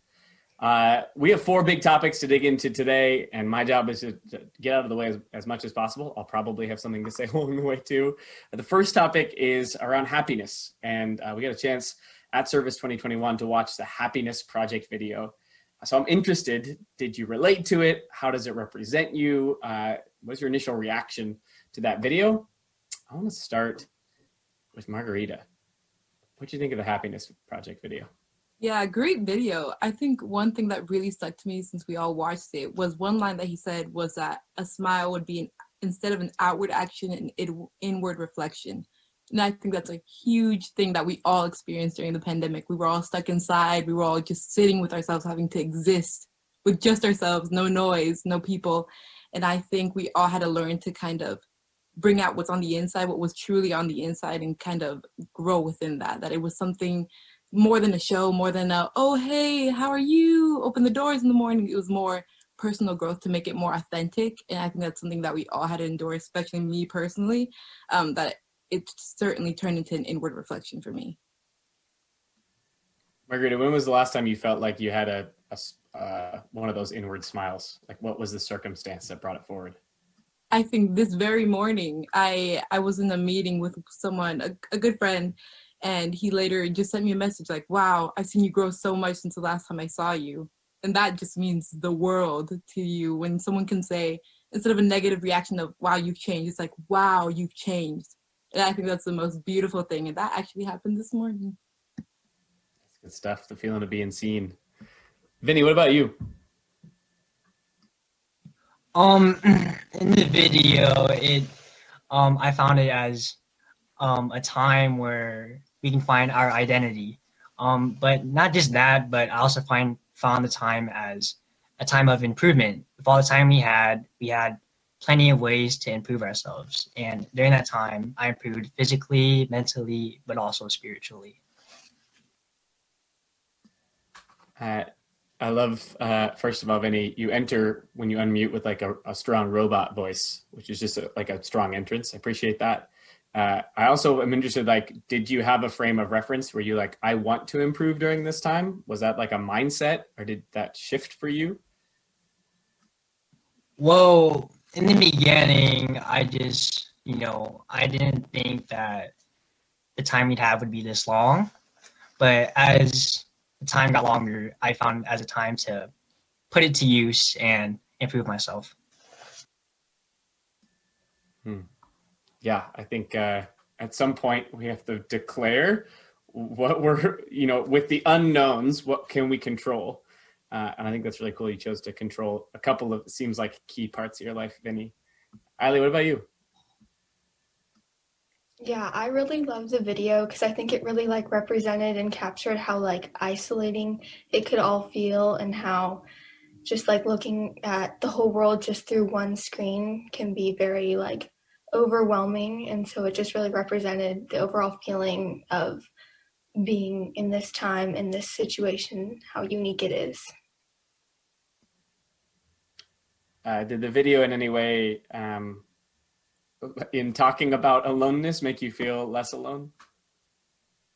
Yeah, I think it definitely did, especially like the part with when he was talking to his friends and how you have to just like reach out to your friends and really use them as support for each other to get through it. Okay, a big thank you to our student panel and Houston Craft for leading the panel. It's really important, and we really appreciate your honesty and vulnerability, willing to share with us today. That happiness video, when I see it, I kind of think of change starts with you, but happiness does as well. You know, you kind of do have to find that happiness from within and find those little things every day that make you happy. And also growth too. You know, 2021, we are partially into the year, but it is a new year. And it is time to change. Growth is constant, you know, just because the world has stopped doesn't mean the work does. Something Jared said earlier that really resonated with me. Now, I am happy to introduce our only live speaker of the day. He is a storyteller and author. He is the Chief Inspiration Officer of Face Consulting. He's made appearances on The Oprah Show and The Early Morning Show, and his mission is to inspire and equip people with the tools to use their unique gifts in the world. So it is my pleasure to introduce our live speaker, Jeremy Rubin.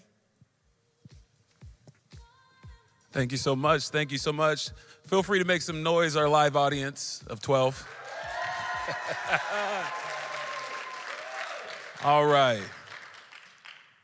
I want to start off talking about my father. He actually knew that I was speaking at this conference, and he's been complaining for a while that I never talk about him. And a few days ago, he said, you know, you act like your mom raised you on your own. And so today I want to start this conference off by telling a story about my father and honoring him. So when I was a kid, my father used to do things that got on my last nerve. I mean, my very last nerve all the time. I'm telling the truth. He's not here today to stop me. I'm an adult, so we're going to go there.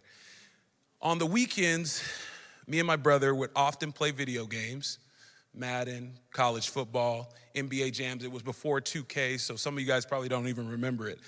And in the middle of these games, without fail, I hear my dad call from downstairs, Jeremy! So I walked down the flights of stairs, and I would address him as sir because we came from a military family. And so it was, yes, sir. And he just looked straight forward, and he'd say, oh, Jay. Now, what my father was trying to communicate to me was that he wanted me to go pour him his favorite glass of orange juice.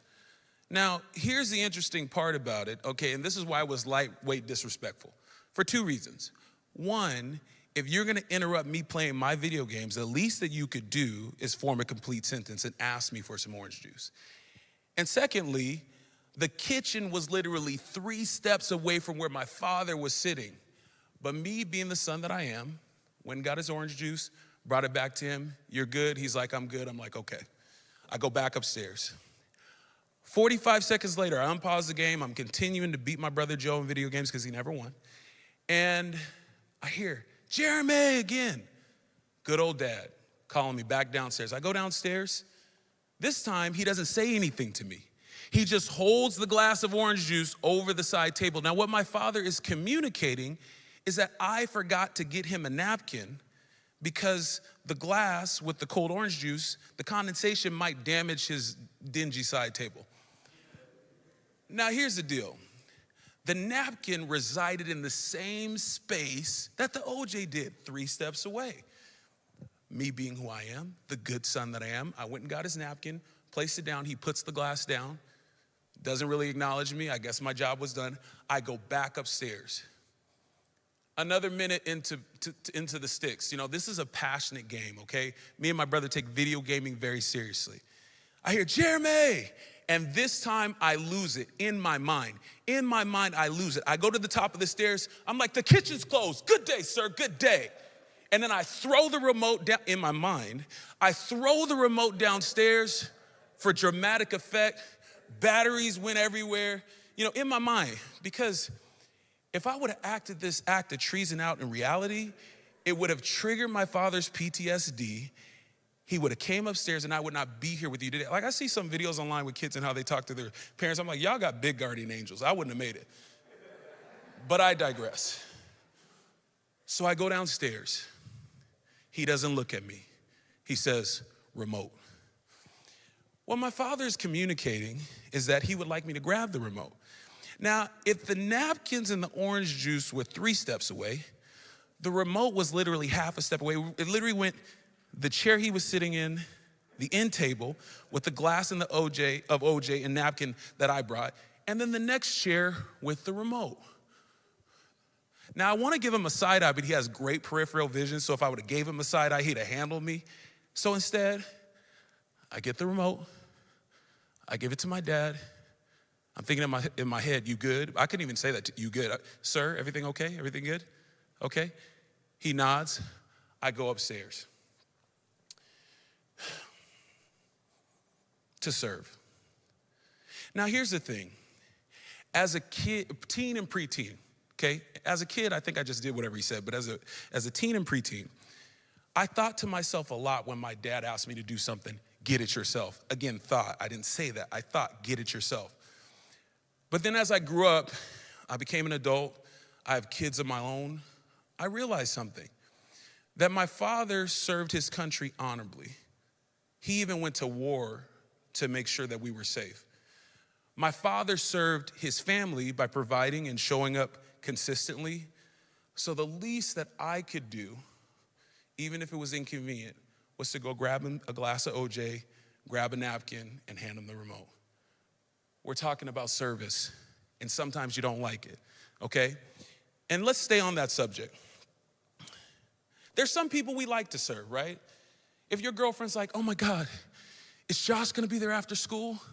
Oh, anything he says, I'll do. I'll stay 2 hours after. That's not service, okay? That is Josh exacting his sorcery over Tina. Not the same thing. But seriously, if you were at home and your favorite celebrity just happened to break down and somehow their cell phone ran out of juice and they knock on your door, The Rock knocks on your door, Dwayne "The Rock" Johnson says, hey, can you help me get to the airport? You're dropping everything. If you're going to work, you're not even gonna call in. You're gonna make him a sandwich, you're gonna get in your mom's car without her permission, and you're gonna drive him to the airport. Again, that's not service, okay? So we've gone to the next slide. My man's on it, I really appreciate it. The real question is, how do I serve the people I don't like? How do you serve the people you can't stand? The people that get on your last, there's always that one in the group.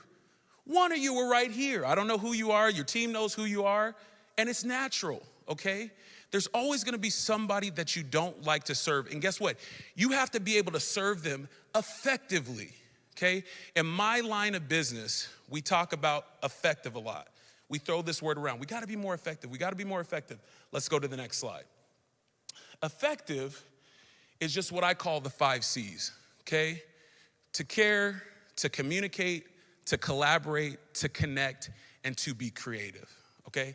How do I effectively serve the people that I don't get along with? You see, we need service. Like they talked about, I am the CIO, or Chief Inspiration Officer of FACE Consulting. FACE is an acronym that stands for Finding the Authority to Control Experiences. We help people see themselves clearly, see others correctly, and move forward together. And you cannot move forward together without serving. Not as a family, not as a country, not as a school. It don't work if you can't care, communicate, collaborate, connect, and be creative.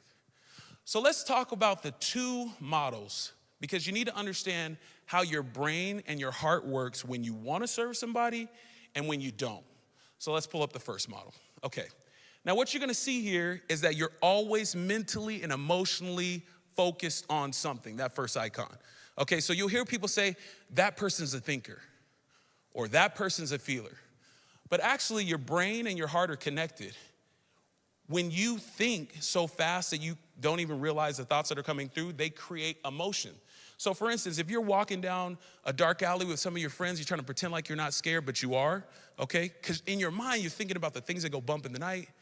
Maybe an owl or a bat comes down and starts attacking you, right? You're thinking about those types of things, and that creates a fear. You don't even know what's happening. So you're always mentally and emotionally focused on something.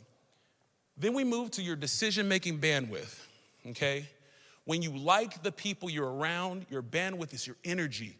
It's your motivation, you're inspired. So when you're mentally and emotionally focused, you got all the bandwidth in the world, it increases your effectiveness. When you like everybody around you, you care more, you collaborate more, you connect more, you're more creative, okay? And when you do that, you drive into the purpose, your purpose and the team's collective purpose. You move towards the dream or the vision of what you guys are trying to accomplish. And at the end of the day, you're successful in not only making it happen, but leaving a legacy. And when that's done, you move right back into your mental and emotional focus. This is what happens when you want to serve somebody. Now let's move to the next slide. This is where a lot of us are, okay? Remember, your mental and emotional focus doesn't change. You're always mentally and emotionally focused on something, but then boom, there's a distraction.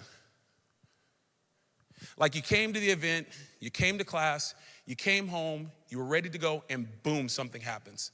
Now there's 5 major distractions, but we only have time to talk about one today, and that's unforgiveness. Okay? So somebody does something. They say something about you. They do something that irritates you, rub you the wrong way. They drop the ball somehow, some way, and guess what? You can't get over it. And so now look at what happens to your bandwidth. When somebody irritates you, when somebody hurts you, you have less energy, you have less motivation, you have less inspiration, you have less patience. And then what happens? You could care less about them when someone hurts you.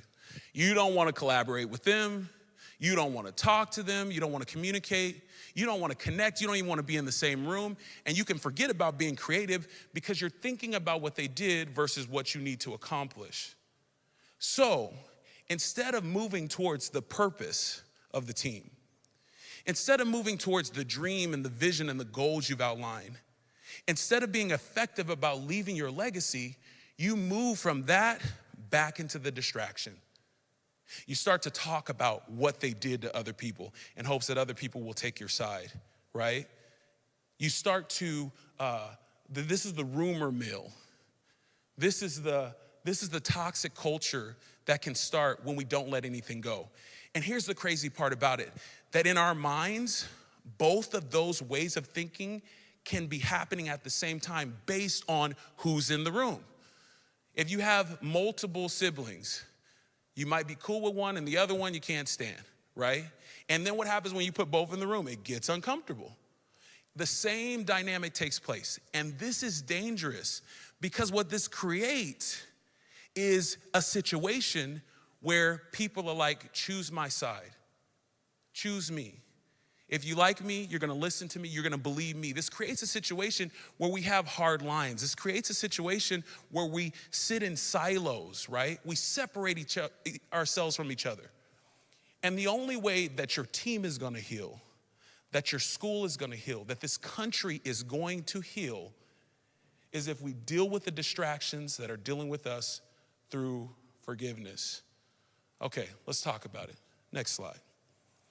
Forgiveness. Now, there are 3 rules to forgiveness. The first 2 are just kind of preliminary stuff that you should just do when you're communicating around people that are difficult. And then I'm going to walk us through forgiveness as the last step. The first is don't set the record straight, okay?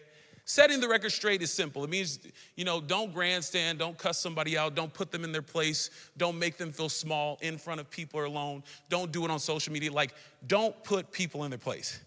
I've only seen it work in the movies. Like, outside of that, it ends all bad. Like in the movies, if you set the record straight with me, I'd be like, you know what? You're right. My life is dog water and my character's trash. And I'm gonna go and sit over in that corner and think about my life and all the mistakes that I made because you brought it to my attention. Thank you, you're smarter than me. When does that ever happen? In real life, if you tell me that my life's dog water, I'm gonna be like, your mama's life's dog water. And now what? Camera phones are being pulled out, okay? Some dude in the back's yelling out World Star. And now one of us is in the principal's office or in the back of a cop car, right? Because we're setting the record straight. It doesn't make any sense. It's a waste of energy. You're not gonna convince them any differently. The only thing that you're gonna do is bring up more things that you have to deal with and forgive. So setting the record straight, even though it's a tough thing, it's a waste of time. Now let's talk about rule 2. Don't defend yourself. This is a hard rule because we've been taught from a very young age that you defend yourself. It's a show of strength. It's a show of confidence. If somebody says something about you, you address it, right? Well, let me give you a different perspective. Let's say that you're hanging out with one of your friends. We'll use the good old Olive Garden. At the Olive Garden, you're there for the soup. You're there for the salad. It's a feel, okay?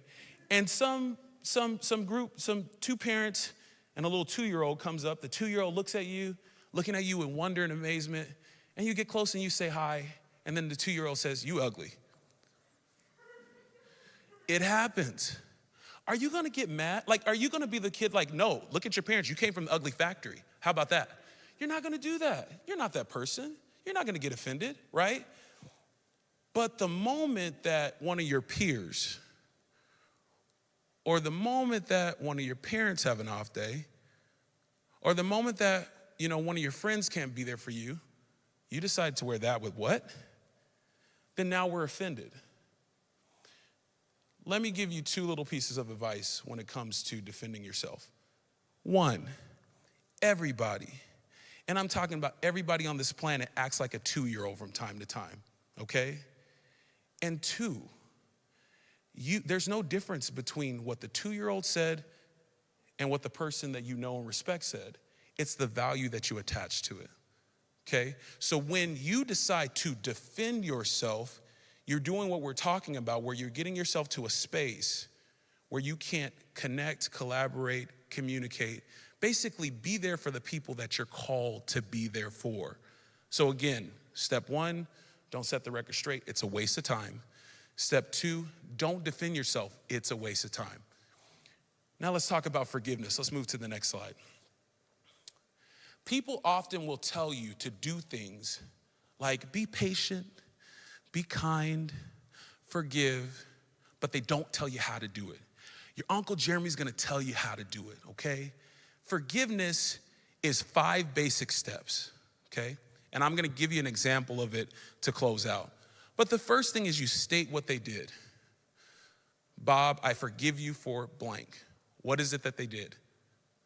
2, you be honest about how it made you feel. This is important, like your feelings, what that energy or that interaction created, it's okay to be honest. Like you don't need to be Teflon all the time. Be honest about how it made you feel. Number 3, forgive yourself for allowing it to impact you. Now, a lot of people have a tough time with that. They're like, what do you mean? I didn't do anything. Why am I forgiving myself? I've walked a lot of people. I've walked a lot of organizations, departments through forgiveness. And what happens is when you release something that you've held on to for 2 weeks, for 2 months, for 2 decades, for a lifetime, you realize that it has literally stolen so much time from you, so many opportunities. You've been punishing people around you that had nothing to do with the actual event. And if you don't forgive yourself for allowing it to impact you, you will start to beat yourself up. So number 4, replace the negative feelings or how you felt with positive affirmations. You gotta speak into your own life. And last, 5, you need to create what I call a statement of belief. So about either the person or the experience.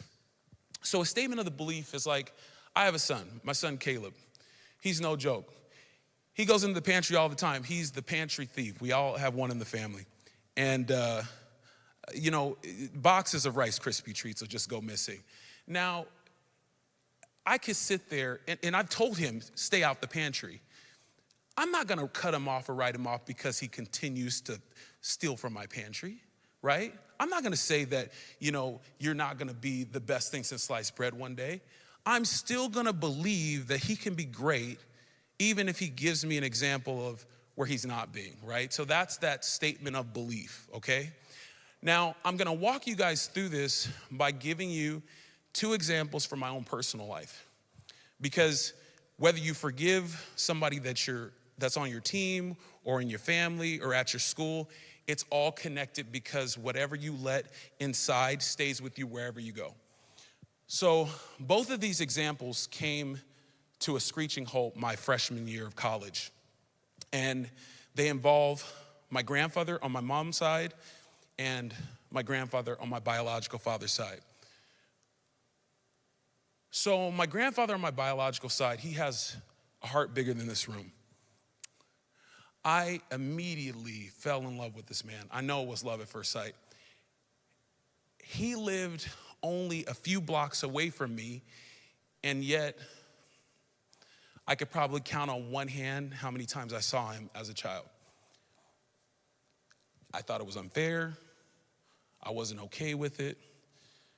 I thought it was unfair. My freshman year in college, I get a call from my cousin, and she says, Grandpa has been diagnosed with Alzheimer's, and he wants to see you. And the first thought I got is so bad. Why do I want to see you now that you're going to forget me? Lord, forgive me. So bad. And I didn't have a relationship with him. He died a few years later, and those feelings of anger and of hurt turned into regret. I remember being at his funeral. And I thought to myself, what could have happened if I would have connected with him? What could I have learned about myself? What could I have learned about our relationship? How could I have been a better man by just forgiving earlier, okay? My grandfather on my mother's side, I never really got to meet growing up because he lived in Alabama. And my mom used to call him the Great Pumpkin. It's a Charlie Brown reference. Great Pumpkin was who the Peanuts waited up for every night but never showed up, and that was my grandfather. He had promised on a few occasions to come see us. My freshman year in college, I remember getting my first national speaking gig that was all on my own, and it was in St. Louis. So I called my grandfather. I said, I'm gonna be really close to you. I'm speaking down in St. Louis. I'll buy your ticket. I just wanna meet you. And he says, grandson, I don't do airplanes, but I can drive, it's close enough.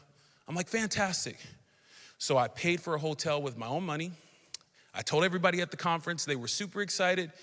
And they had a VIP table for him. They made gift baskets. I mean, it was a whole thing. He had his own special name tag. And I was so stoked. So we planned to meet 2 hours before the conference because we didn't want it to be weird, meeting for the first time in front of strangers. 2 hours comes by, doesn't show. I'm like, he might be running late. Hour and a half, no show. 30 minutes, no show. Time of the conference, I'm like, he'll probably make it just in time for me to speak. Grandfather, Great Pumpkin, doesn't show up. I call him that night. He doesn't pick up. I call him the next morning. He doesn't pick up. I'm beginning to think the worst. I call him periodically for the next 6 months. He doesn't pick up. A year goes by. He finally calls back. And now I don't want to talk.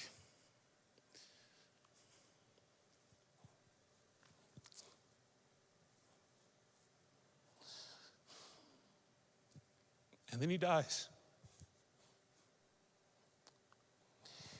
And what I realized was that if I didn't deal with that, it would deal with me and every relationship that I had. So sometimes it's not the people that are next to you. Sometimes it's the people that are gone.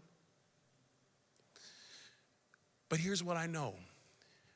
If we're gonna heal as a country, if our families are gonna heal, if us as individuals are gonna heal, we gotta deal with the distraction because we're called to care, collaborate, communicate, connect, and be creative with each other. And so today I'm gonna use my personal example of how you walk out those 5 steps for forgiveness using my grandfathers. Grandpa. I forgive you for not showing up for me when I felt like I needed you the most. It made me feel small, insecure, and unwanted. I forgive myself for allowing it to impact me. I choose to replace feeling small, insecure, and unwanted with self-love, with confidence in knowing there's a plan and purpose for my life. I believe that I'm gonna see you again one day, and when I do, we'll have all the time in the world to catch up. And you say it, and you say it, and you say it until the pathways in your brain change. You say it so that you can break the generational curses over your family. You say it because guess what? Whatever you hold on to has a hold on you. Because you can't effectively serve. You can't move through your mission if you're holding on to something from the person next to you. It don't work.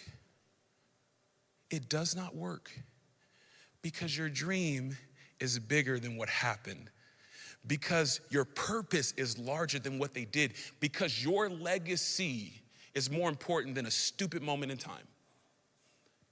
So today's service conference, here's what we're gonna do. I know that the 15, 20 people in this room and the thousands of people that are watching and the thousands of people that are gonna watch later, each and every one of us have somebody that we need to forgive. It might be a friend that failed us. It might be a parent.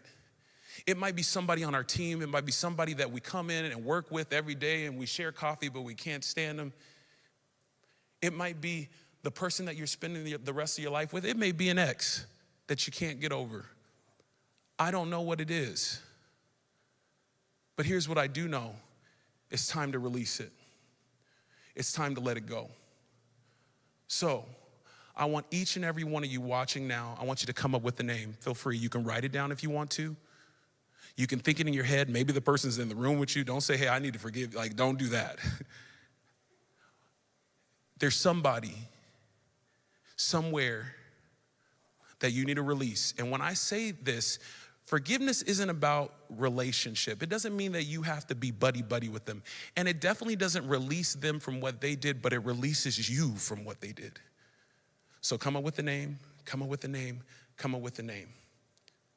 And on the count of 3, all together, all the thousands of students and faculty and parents and people that are part of this service conference, on the count of 3, we're gonna say, I forgive you. And we're going to release ourselves from the garbage that is keeping us from being our best. So on 3, and I want everybody in here to be the loudest. On 3, we're gonna say, I forgive you, okay? 1, 2, 3, I forgive you. Work through the 5 steps. You can do it.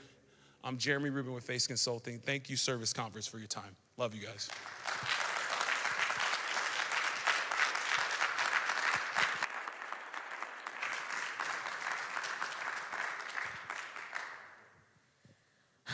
Wow, that's really all I can say. Jeremy, thank you so much for coming. We really appreciate not only having a live speaker, but man, was that impactful. I'm over here thinking about forgiveness and a lot of things that resonate with me when he was talking. I've been in leadership classes since pretty much elementary school, and one thing that I've heard time and time again is if servant leadership was easy, everyone would do it. And I think when he was talking about serving people you don't like, that is the hard part of servant leadership, because it's really not easy. And when you think about your comfort zone as a leader, you can't grow that comfort zone until you get out into that growth zone. And part of growing as a leader is learning how to do the hard things so that they become easier. And there's always gonna be one thing or another thing that is gonna be hard, and you always have room to grow. And forgiveness in itself is a healing process for people. You know, you can't truly start to heal unless you forgive the person that hurt you. And your past doesn't define you. What happened in your past, it's not who you are, but it does hinder who you are if you don't forgive your past and move from it. There's so many things about forgiveness that I think are difficult, but it is something that we need to do. So if those 3 words, I forgive you, are something that you need to say, You don't have to say it to that person, but do say it to yourself, because even just saying that out loud right now, I think that was really beneficial for me. And going into that, we are going to go into a 5-minute break. Feel free to grab a snack, take a power nap, whatever you need to do. But yeah, we will be back in about 5 minutes. Thank you.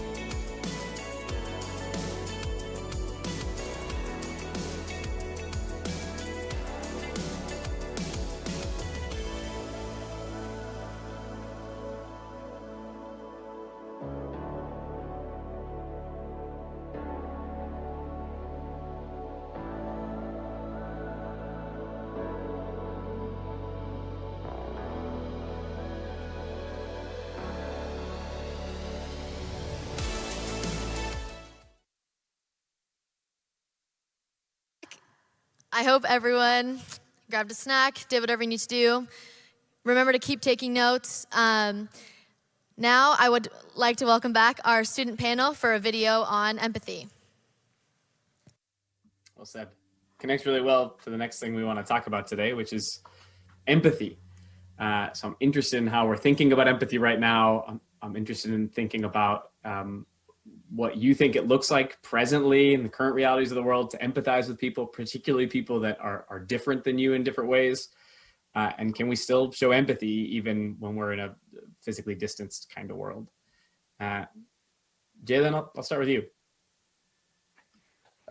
So I like to think of empathy as like a core value that I try to think about in my interactions with people and like everyday life, because I think it encapsulates a lot of what like maybe problems that we have like around our world, like understanding maybe you can't understand someone's perspective because you may be more privileged than what they have themselves.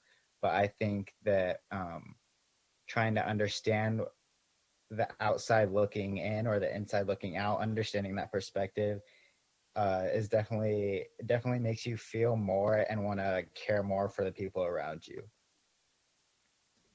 I really like the frame you use there of like what gets in my way. Like one of the things that gets in the way for you feel like, or for all of us in some capacity, privilege. Jalen, what else in your brain would prevent me from empathy? I think it's a lot of kind of along with privilege. I mean, maybe in a sense of ignorance, maybe not fully educating yourself on the topics at hand, not understanding not understanding the true facts, maybe not getting the true facts. So I like the saying that education is power. So understanding and educating yourself more and more will honestly lead to better like treating people with empathy. So good. Yeah. Like the things that we don't know. And sometimes we are willfully ignorant, like we're choosing not to do the work. And then there's sometimes where we need to be humbled or like have someone guide us through learning some of that work. That's a great response to that. I like that a lot. Vinny, what are you thinking around empathy?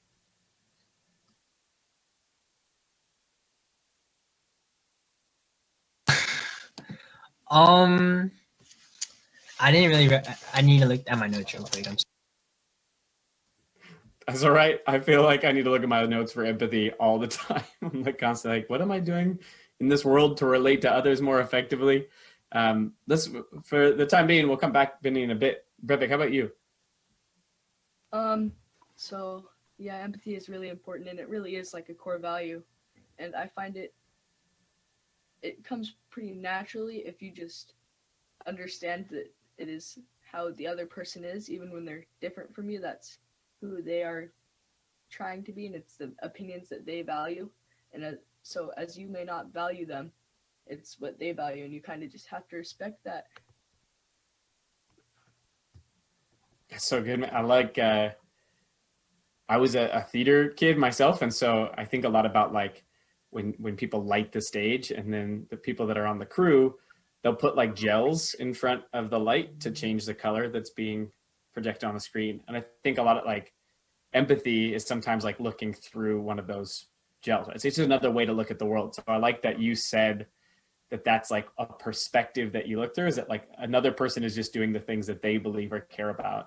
I had a friend yesterday tell me that she's never had a peanut butter and jelly sandwich because she doesn't like peanut butter. And I was like, this is an impossible reality that you've lived in, right?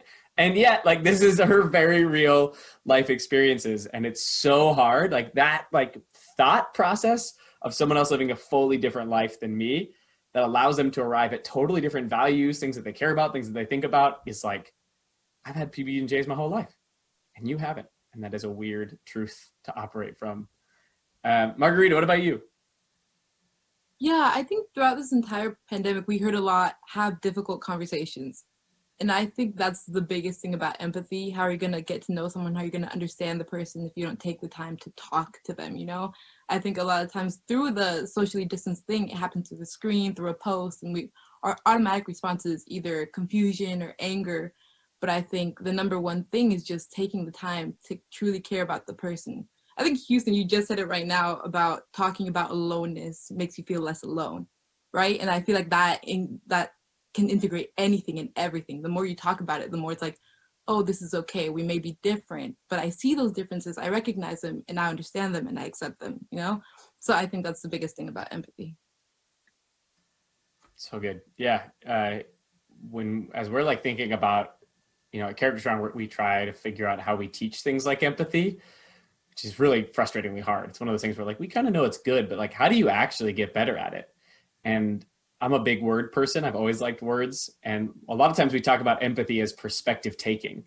Like we're trying to take on someone else's perspective. But someone on our team, he said, what if we called it perspective getting, which implies like work, right? As opposed to taking, which is like, I get to stand where I'm at and just like take on other things. I like the idea of like, I have to go and get it, which oftentimes is like asking more meaningful questions, or like sometimes being awkward and not knowing what questions to ask, but like kind of stumbling through that anyways. And so I really like that premise. Like empathy requires that like awkward, intentional reaching out, which is like vulnerable and uncomfortable at first, but it's like something we skill build. Eiley, empathy? Yeah, I mean, it's definitely super important. And like part of it is understanding that you can never fully understand someone else's perspective and never fully get their life point of view, but doing your best to try and doing your best to educate yourself and get what information you can out of it, and listening to how they feel is super important. So good, that like humility to know that I'll never fully understand, and yet the courage to like explore it anyways.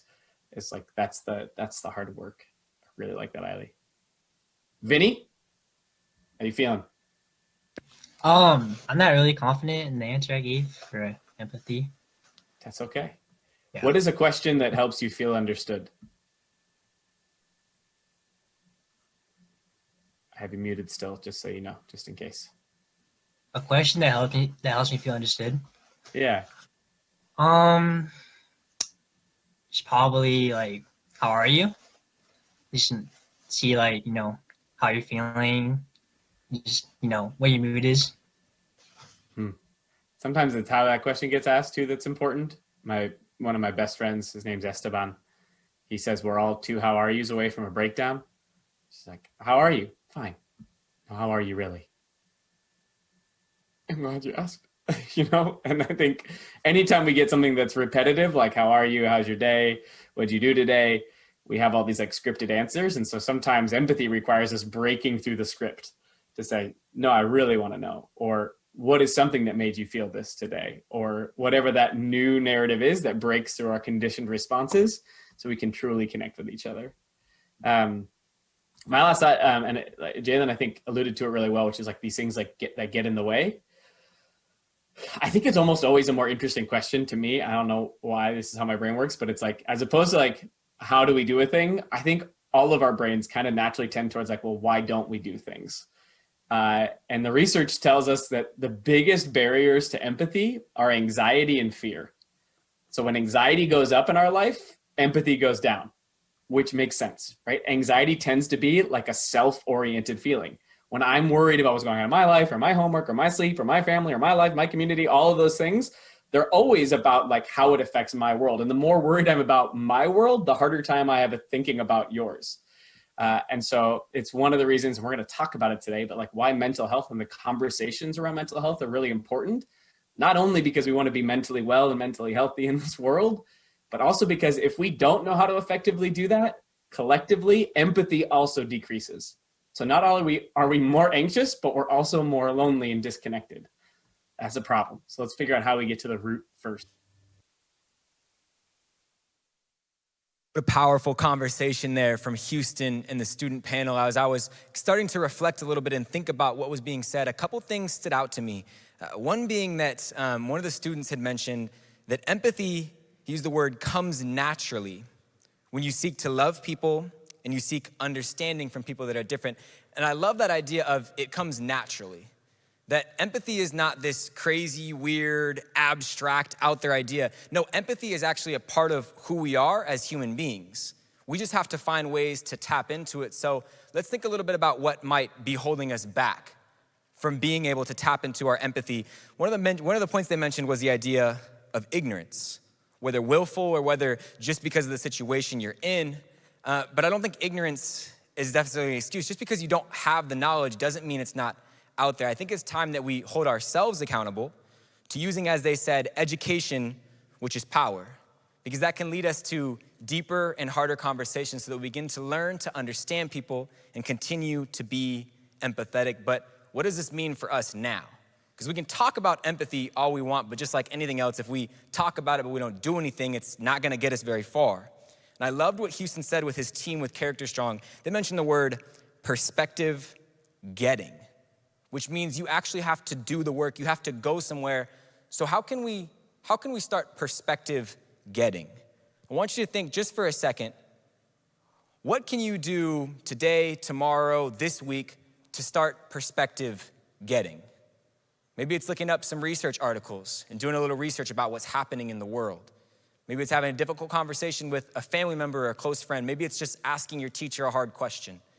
What are some of the ways that we can focus on perspective getting? And I think one of the simplest ways, what Houston talked about, starting with a simple question, he mentioned that his friend Esteban said, everyone is 2 how are yous from a breakdown. I think the simplest way to start practicing our empathy is to ask, how are you? And really mean it when we ask. And as we continue on, moving on to the next part, what a great talk on empathy. We are now moving to another speaker who is a former pro soccer player, sports broadcaster, social entrepreneur, and a 2-time cancer survivor. On top of all of that, by the way, he's also the winner of Survivor Africa. And once he won that, he actually used many of that earnings to go and fund a corporation called Grassroots Soccer that has supported over 2 million at-risk youth in over 50 countries. This man has so many life experiences and so many lessons to give us. It's my honor to introduce Ethan Zahn. Well, thank you so much for including me in this year's service conference. I'm so pumped to be here. But before I get started, I do have one big announcement to share with everyone, and that's about my name. Like my whole life, I've been known as Ethan Zahn, right? But ever since I got back from the most recent season of Survivor, Winners at War, things are different. Things have changed. So I've officially had to change my name. And of course, my first name is still Ethan, but my last name is the cancer guy that won Survivor. So if anyone has any questions, it's all lowercase, just raise your hand. But anyway, the word survivor can mean so many different things. Like the first definition of survivor I found said this: a person who copes well with difficulties in their life. We all have difficulties in our life. The second definition of survivor said this: a person remaining alive after an event in which others have died. But most often, this is paired with cancer survivor. And now with what's happening in the world, we may have a new terminology, COVID survivor. And the third definition of survivor, which shockingly wasn't in the dictionary, is a reality television show that's been on the air for about 20 years, and a show that I won way back in 2001, and a show I also competed on just last year called Survivor Season 40, Winners at War. And I just have a quick question for everyone to look around amongst your friends. Like, how many people have actually seen the show Survivor? So you can raise your hand, say hello to everyone. And then obviously the people who have not, how many people have not seen the show Survivor? Well, unfortunately, I'm gonna have to vote you off the service. No, I'm just joking. But here's Survivor in a nutshell. 20 contestants are stranded in an exotic location. You're split up into tribes and teams. You're given tasks and challenges. You're asked to hunt for idols and clues. And then each week you vote one person off until there's only 3 people left. And then everyone you vote off, they're the ones that come back, and they get to decide who they want to grant the $1 million prize for outwitting, outlasting, and outplaying everyone else. And so for those of you who have seen the show Survivor, awesome. For those of you who haven't, I've put together a little highlight reel to get you better familiarized with what this show is all about, plus some other highlights of what I've been doing over my life for the past 20 years. So if you can all just move to the edge of your seats, we can get this party started. Here we go. I've been incredibly fortunate to have experienced a lot of cool things in my life. The winner of Survivor Africa. I'm not an expert on human nature, but I did gain some insight into the way people work and the tools people use when placed in an unfamiliar environment. I was left with nothing more than the bare essentials of who I am. Took my money, invested it in something much bigger than myself. Co-founded a charity called Grassroots Soccer. Fantastic. How many countries are you working in? Running programs in 50 countries. We graduated over 1.9 million kids from the program. Through education and sports, we can prevent disease. I was top of the world, feeling happy, healthy, until I found a mass in my chest. Travis spoke. Recently diagnosed with Hodgkin's lymphoma. He's serving as an ambassador to anyone battling cancer. Survivor is no longer just a show for him. Winning this battle is his new reality. Your donation to cancer research can save lives. If you're not a walking advertisement for the importance of cancer research, I don't know what is.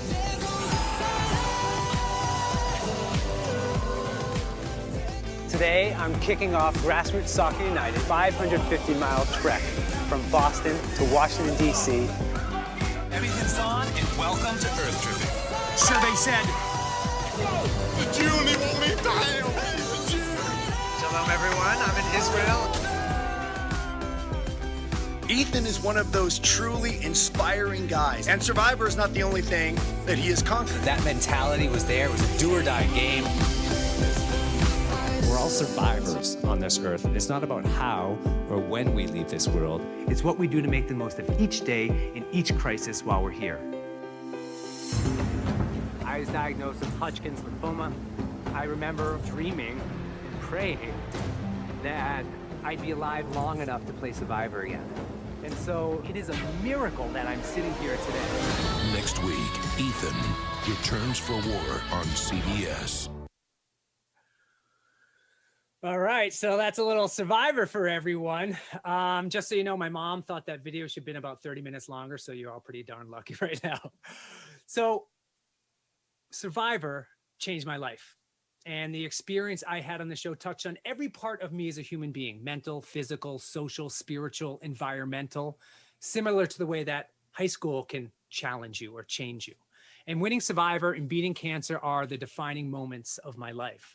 And what I've learned from those experiences, how my character, kindness, and perseverance helped me win Survivor and survive cancer, how service has become my life's mission, and how that's tied to the values that I learned in high school is what I want to talk to you guys about over the next 21 minutes. So, as much fun and a life-changing experience that school can be for you guys, the truth is that you're going to leave here with, after 4 years, whatever, 5 years, that might be a little bit more important than learning about the hidden meaning in a Tolstoy novel, or the Big Bang Theory in physics class. It's whether you leave school with what I call real knowledge, not book knowledge, not test-taking knowledge, not who wins Survivor season 40 knowledge, but rather knowledge about who you are, what you care about, and how you turn challenges into opportunities through servant leadership. So for me, the challenges that I faced throughout my life were losing my dad at an early age, watching some of my soccer teammates suffer from HIV and AIDS, being on the show Survivor, and getting my own cancer diagnosis. And don't worry, this isn't going to be some horrible, scary speech about cancer. I get it, but I personally believe there are some plus sides to it. There are some positive sides. I got to wear cool hats. I got to cut all the lines at Disney World, which was pretty cool. But this whole Survivor thing, this whole cancer thing, it made me refocused. It helped me recommit to the things that really matters in life. And it made me realize this one absolute truth, that with all our differences in this world, freshmen, senior, Patriots, Seahawks, East Coast, West Coast, we're all survivors on this earth for a very short time. And it's not about how or when we leave this world. It's about what we do to make the most of each day and each challenge while we're still here. And you heard me say that in the video just then. And for you guys, maybe it's showing up to school for the first time, trying out for the sports team or a new play. It's transitioning your life to virtual learning. And then now rebounding from this isolated lifestyle we're all living in and re-entering this new reality that we're forced to live in, which is a pretty scary situation. So now I try to personally live my life by making sure To never let a crisis go to waste. Is that what? Oh, here we go. To never let a crisis go to waste, because it's an opportunity to do some really important things. And I just want to start with Survivor, because that challenge in my life was the most fun, and it's the most fun to talk about. So living with barely enough food and water and television cameras for 39 days was torture.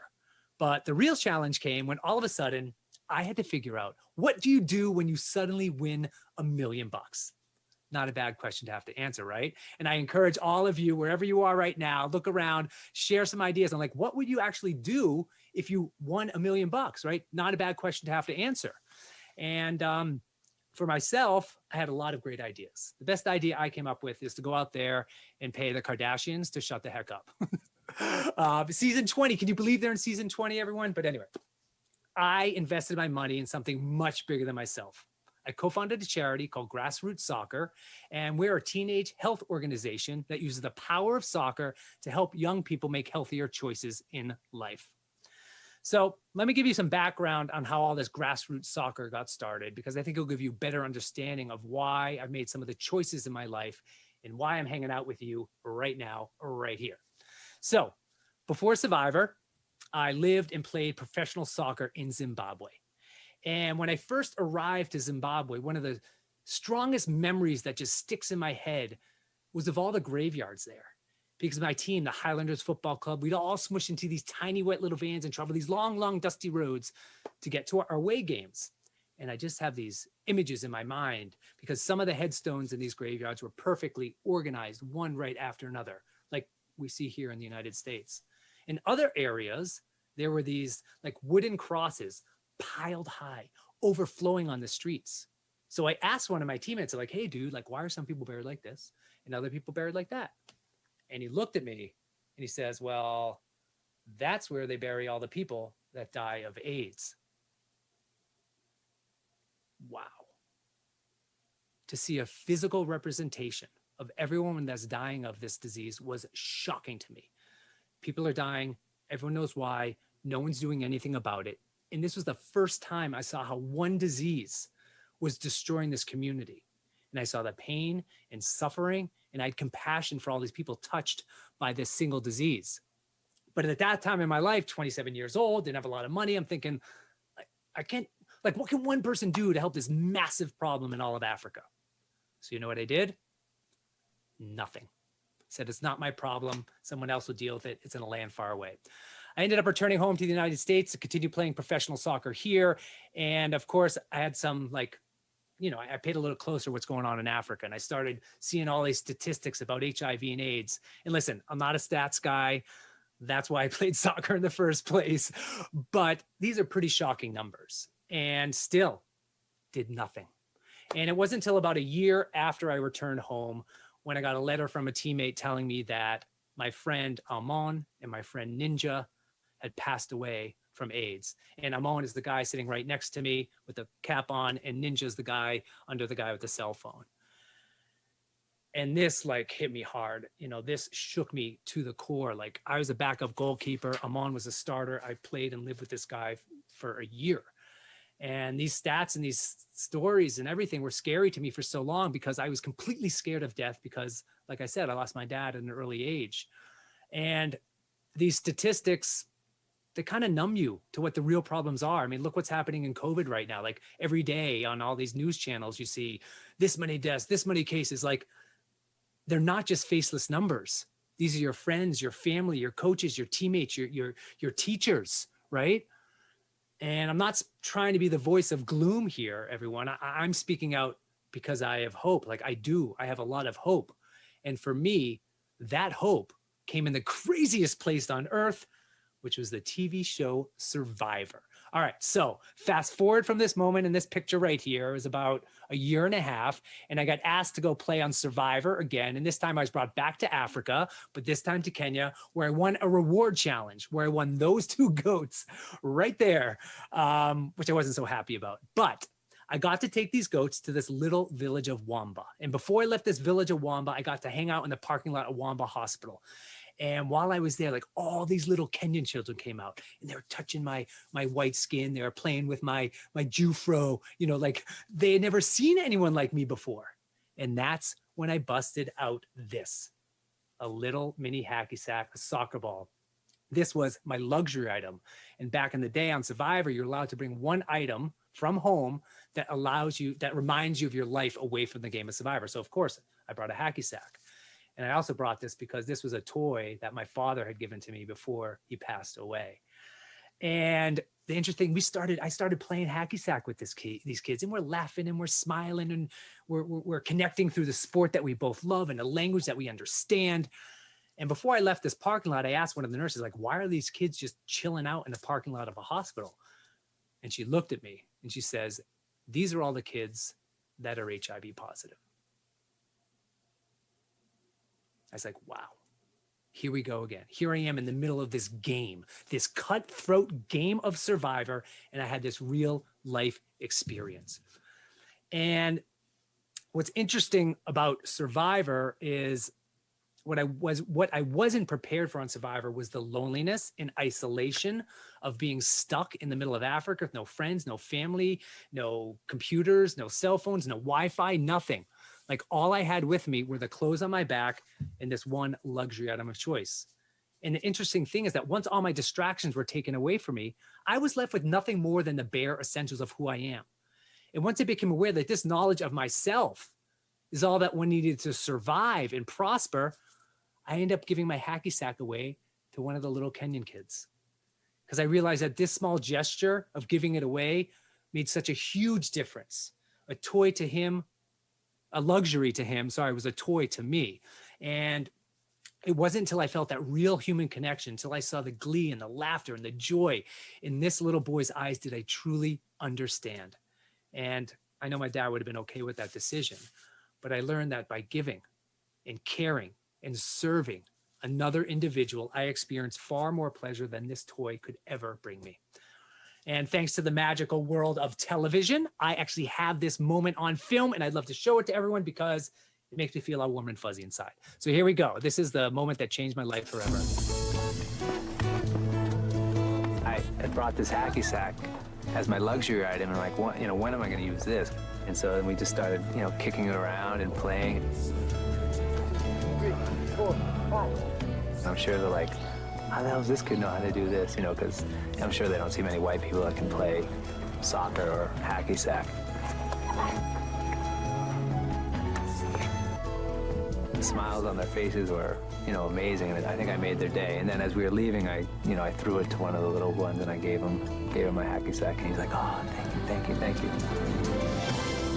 It's hard to describe in words everything that was going on in my head and in my body, but it was an experience that I'll never be able to forget. As a life experience, it was a day I will never ever forget, like for the rest of my life. Look at all wearing our hats and stuff. So there's I call that my do something moment.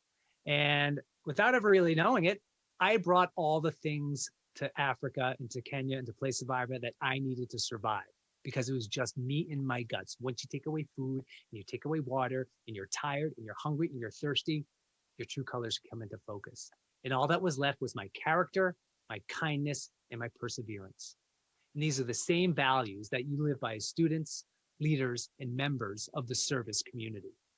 But between you and me, I think one of the real reasons no one had the heart to vote me off out there was as time passed and my hair grew longer, my beard grew thicker, the more I looked like Jesus. Like, I can't vote up Jesus, bread, wine, all that stuff. Anyway, but I get home from the show, I got $1 million in my pocket, I got 15 minutes of fame, which was probably up 10 years ago. And I didn't, I really wanted to be like the guy who left the reality show, and I needed to get back to reality. And for winning that $1 million, maybe take a good hard look at who I was and who I wanted to become. And I wanted to become the guy who gave away more hacky sacks to improve the health of kids in Africa.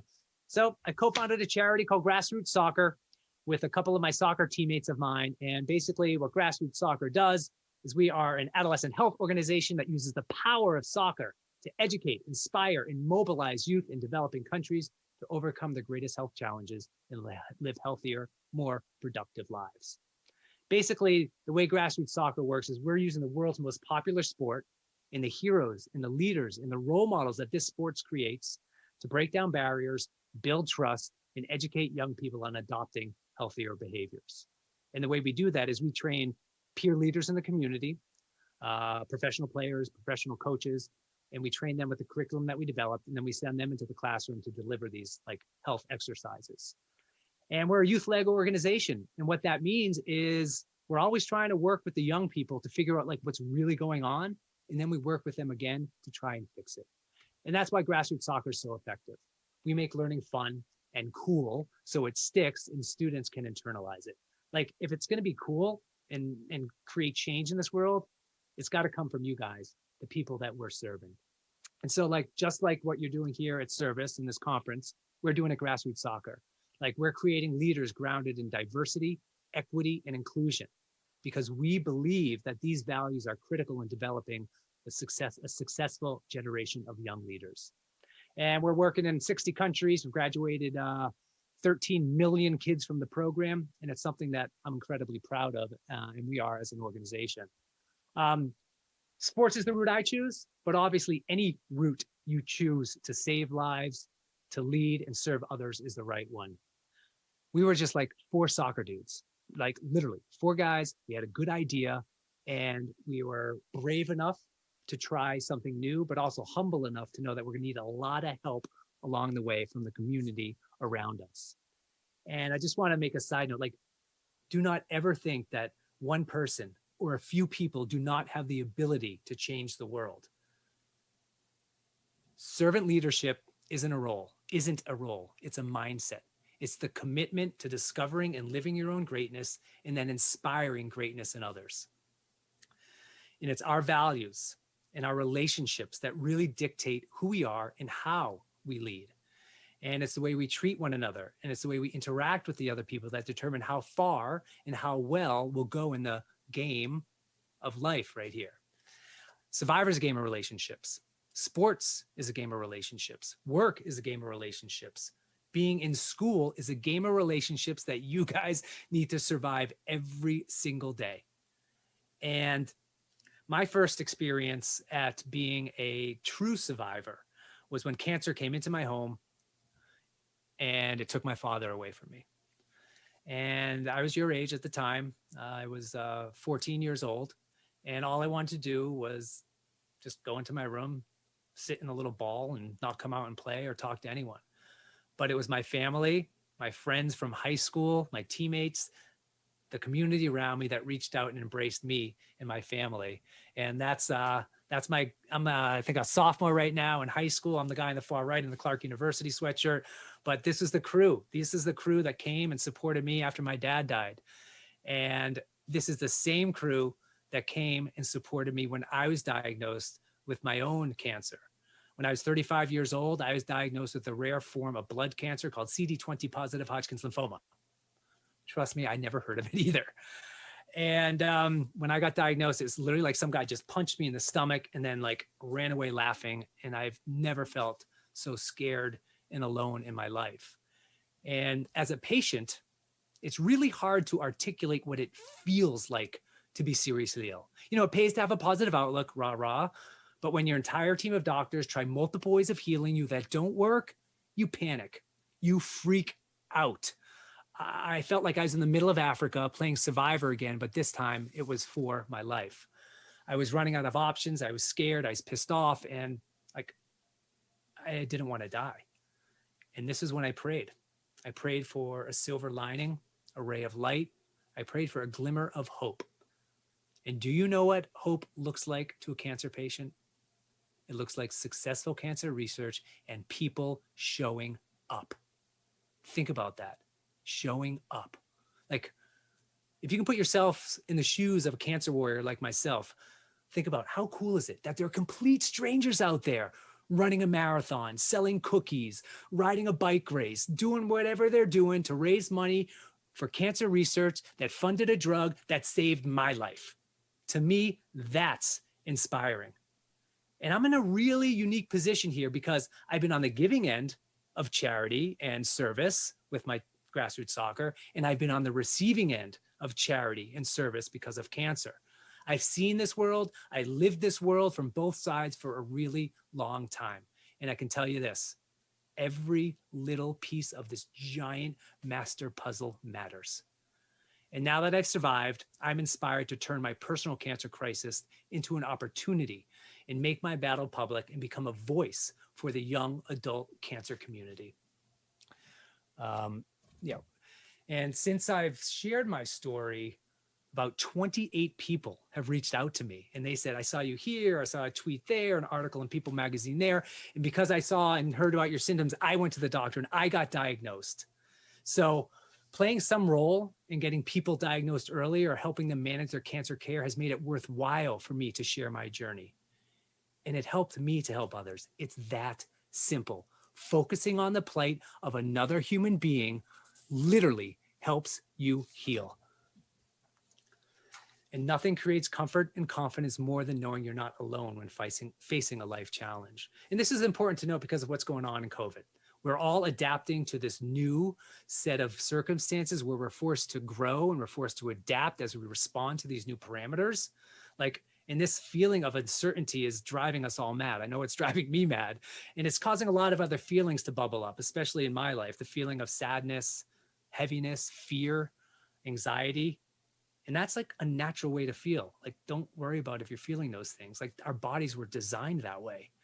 And it's important to understand that the first step to any change that you can't control is acceptance. Denying what's going on in the world right now only delays the process of acceptance. And once you accept something, you can then move on to the next stage of the process, which is how you want to map out this next phase of your life and how you can reimagine yourself living in this new reality. So if any of you right now are having any of these feelings, lonely or unsettling feelings, I highly encourage you to reach out to those around you, social worker, the school nurse, your coach, parents, all that stuff. If you're feeling alone, you're not. You're definitely not alone. You may also be feeling something like this right now. Hey, cancer guy and survivor guy, this is a really cool story, but I wasn't dropped off on an island for 39 days. I didn't win $1 million. I didn't win a TV show or get cancer. How do I find myself and lead and serve this world to greatness? I get it. But the things I learned growing up, the things I learned in high school, they were inside me. They were burned into my identity. So if your experience at school is anything similar to my experience, and I know that it is, you too have these tools. When faced with adversity, you rely on all the things you learned right here at Service and in school. And you rely on all those lessons you learned in that giant laboratory outside the classroom as well. And while Survivor's a game, in the real world, it's not about the individual. It's about the community. It's about serving others, leadership. It's about kindness. And that's the point of this whole day, becoming one with this service community. And back to you guys for a second. You don't got $1 million. Or maybe you do, and you're just not telling me, but you're in a community that you care about. You've been taught the right values from your parents, teachers, religion, whatever it may be. So what now? What happens now? What do you do? I know you're in school. I know you're in isolation, and I know the world is completely bonkers right now, which means sometimes it's hard to think past the next test or the next Zoom or how to next make your brother cry or something like that. But that's your challenge, to make a difference for yourself by making a difference for others. So as you enter this new reality outside isolation, always have your antennas up, right? Looking around for opportunities, looking around for challenges that you can help fix. Figure out what makes your heart break and then do something about it. And I don't expect everyone to figure this out right now or tomorrow or next week or next month. It may take time. It may take that one do something moment like I had on Survivor. But if and when that moment comes, do not ignore it. Act on it. Be a fearless leader. Face it head on and take it to the community that needs it most. You are the future leaders of this world, the future heroes, role models. You're the best and the brightest of your generation. You've been given the gift, the duty, the power to lead, the power to serve, the power to unite action at your school and in your community. And remember, at the beginning of this speech, I mentioned this quote right here. Never let a crisis go to waste because it's an opportunity to do some really important things. So as we all celebrate being survivors today and every other day, think about that. and understand that there's only two things in life that we can all be certain about. Number one, we're all going to have to die. And number two, we're all going to have to live until we die. How are you going to live? You have these tools. You have it inside you. You can change the world like the greatest generations that came before you. And you know something? I know that you guys will. So thank you so much for having me here today. The tribe has spoken.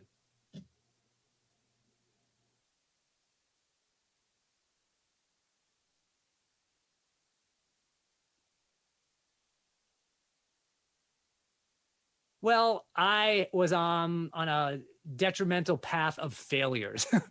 And I'd returned from playing soccer. I didn't make a few teams. I was coaching. I got hired for a job and then fired. And basically I was bored living in New York City with nothing to do. And my roommate looked at me, he's like, what do you want to do today? I said, well, I'd like to make a video for Survivor. He's like, great. So I was supposed to make a video for him and he was supposed to make a video for me. And we ran out of time for him and we only sent in my video. But it was a funny moment. That's kind of like, but seriously, if it wasn't for like a bunch of failures in my life, I would have never tried out for Survivor. And I always talk about failure a little bit. Like, don't ever worry about like failing. Just worry about all the things you'll miss if you don't even try. And that was important for me because I could have just packed it in and not even tried out for that thing.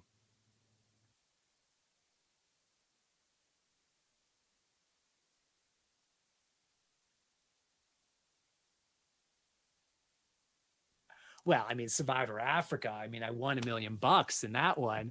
But I got being in Africa, in Kenya, waking up every morning and there's giraffes and elephants and Cape buffaloes and zebras all around me. That was just a really special time in my life.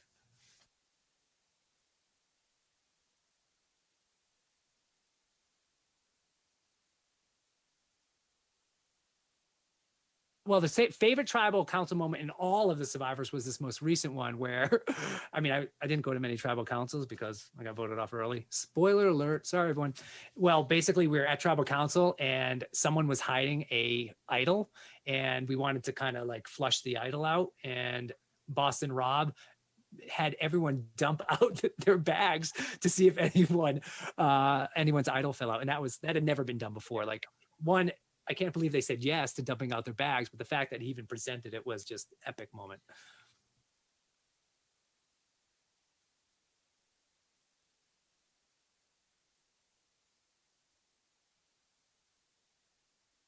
My favorite Survivor memory from last season was probably the log challenge. So if those of you who didn't watch the season, I highly suggest just watching the log challenge.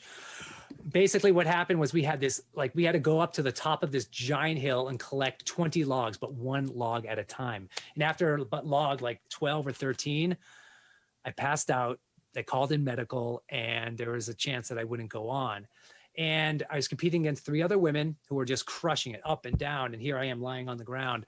And I honestly thought they would just like kick me and spit on me when they pass. I mean, we're competing for $2 million here, right? So like in my mind, there's no way they're going to try to help me. But what ended up happening is they finished the race and they came back and they helped me up to the last log and they came with me. And it just really was such a special moment because like this compassion and this empathy, it transcended the game for that moment. And we all came together and achieved this task together and everyone was helping me. And so that was huge. And not only was it nice of them to help me, like I need to be in a situation where I could receive that help. Cause like, I'm a dude, I'm a guy, I'm macho, like I can do everything myself. Like sometimes like you just don't want to accept help or even ask for help. So that whole moment when that happened was probably my favorite moment of all of, and going home because I was like tortured out there.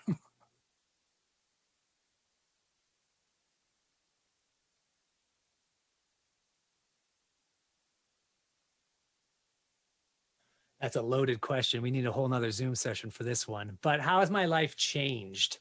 Well, I said it in my speech a little bit, but it's service over self is kind of something I truly believe in. And it really lends well to what you guys are talking about today. But like I tried every single crisis moment in my life, I try to use that horrible situation to help others because it's a distraction from the reality of what's going on in my life. Focusing on other people helps you heal as a human. It makes me feel good. So what I learned when I was going through cancer was just that. Like, there's so much comfort and confidence when you're reaching out to people and helping them and they're helping you. And so don't think I would have paid as much attention to that if I didn't kind of go through it myself and feel the benefits of people helping me.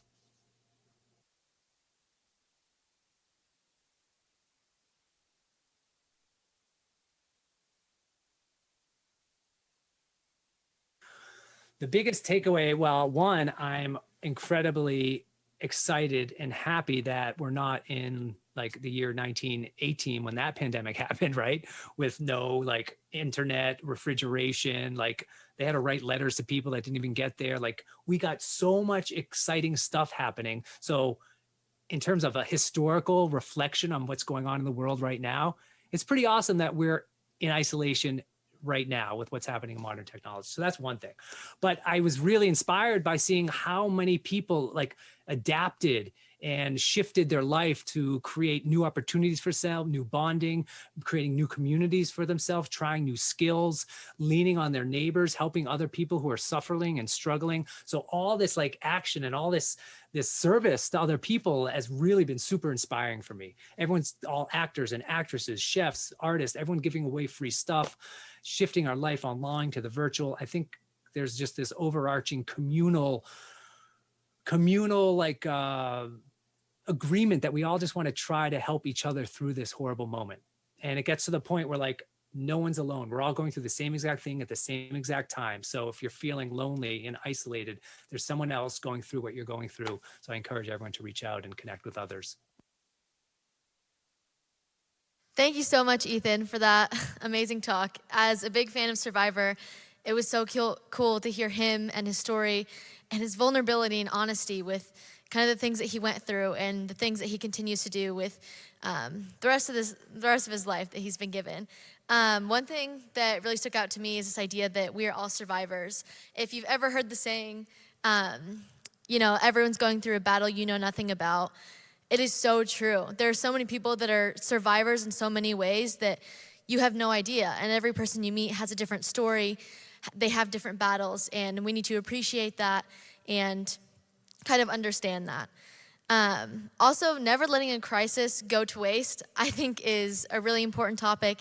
Earlier when Janaea was talking about failure, I think we look at failures as, well, failures. But there's so many things with failures that we get the opportunity to grow and we get the opportunity to see things in a new light.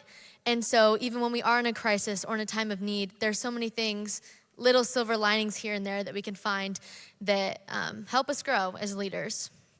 And the 3 words that Ethan gave was giving, caring, and serving. Those 3 words 100% go hand in hand. Servant leadership is all about giving to those, serving people, and really loving others. The do something moment was also something that was really cool. I think in our lives, we all have that one moment that kind of led us towards servant leadership. Some of you may not have had that yet. Some of you, might be coming. For me, I feel like my do something moment was in high school. And it's definitely something that I will remember for the rest of my life, as it was kind of this is why I'm doing what I'm doing, and this is why I'm going to continue doing it for the rest of my life.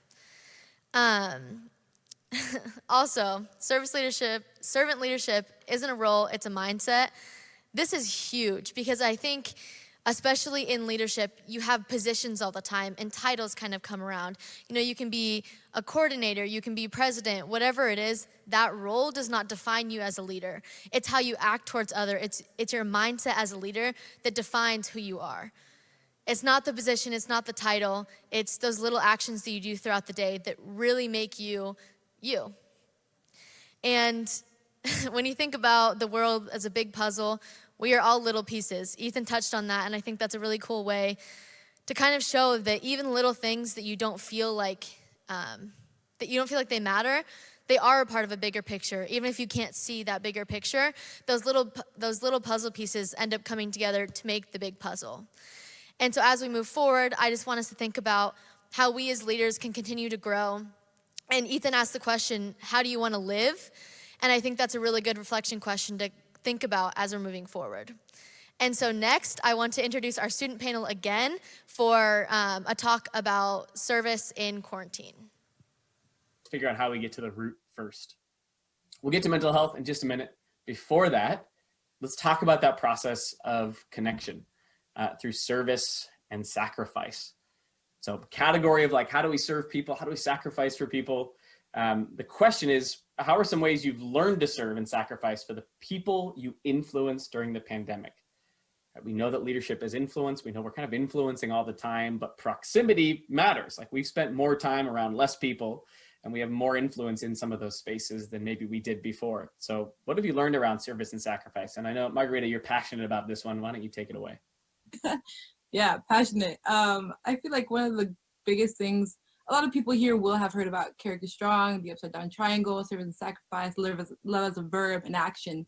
And I think something that we tend to get dangerously close to is toxic positivity. We hear all these things. Sometimes you might hear, oh, how's your day? Oh, it's not going so bad. Our automatic response is, oh, stay positive. And I think that can be very dangerous. And throughout this entire pandemic, we saw a huge overflow of social injustices that maybe people just haven't been aware of, but have always been there, right? So I think the biggest thing we can do as a supposed student leaders in our school, the people where other students are supposed to look up to, the greatest thing we can do is really address those things. Because if love is in action, then we need to act on it, you know? So I think recognizing and seeing the issues and being like, no, we're here for you. We're here to fight for you. We might, like Jalen said, I think we might not completely understand it, but we see you, we're here for you, we're here to stand for you and be the strength that you might need at this moment in time.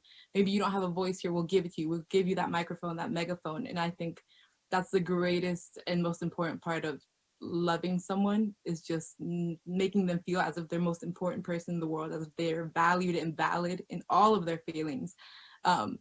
So I think especially right now in this pandemic that we saw all the social injustices, I think just recognizing that and addressing it in all our posters and all of our assemblies and all of our videos, addressing those real life things that people are facing every day.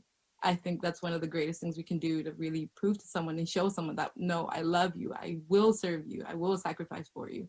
But yes, that is what I think about service and sacrifice. Good. That is passionate, and I think it's such a important distinction as we like think about our role as leaders, that to make someone feel valued is not always the same as fixing a problem, right? That like toxic positivity or that narrative, like I have to make it okay for you, is not always the way that people feel valued. Those two things aren't the same. Sometimes amplifying their voice, like you said, sometimes lifting their voice, and sometimes just helping them feel seen in some way is service and sacrifice. So I think that's such a huge distinction, Margarita. I love that. You shouted out Jalen. Let's pass it to him. Yes, I absolutely love everything Margarita was saying about all of that.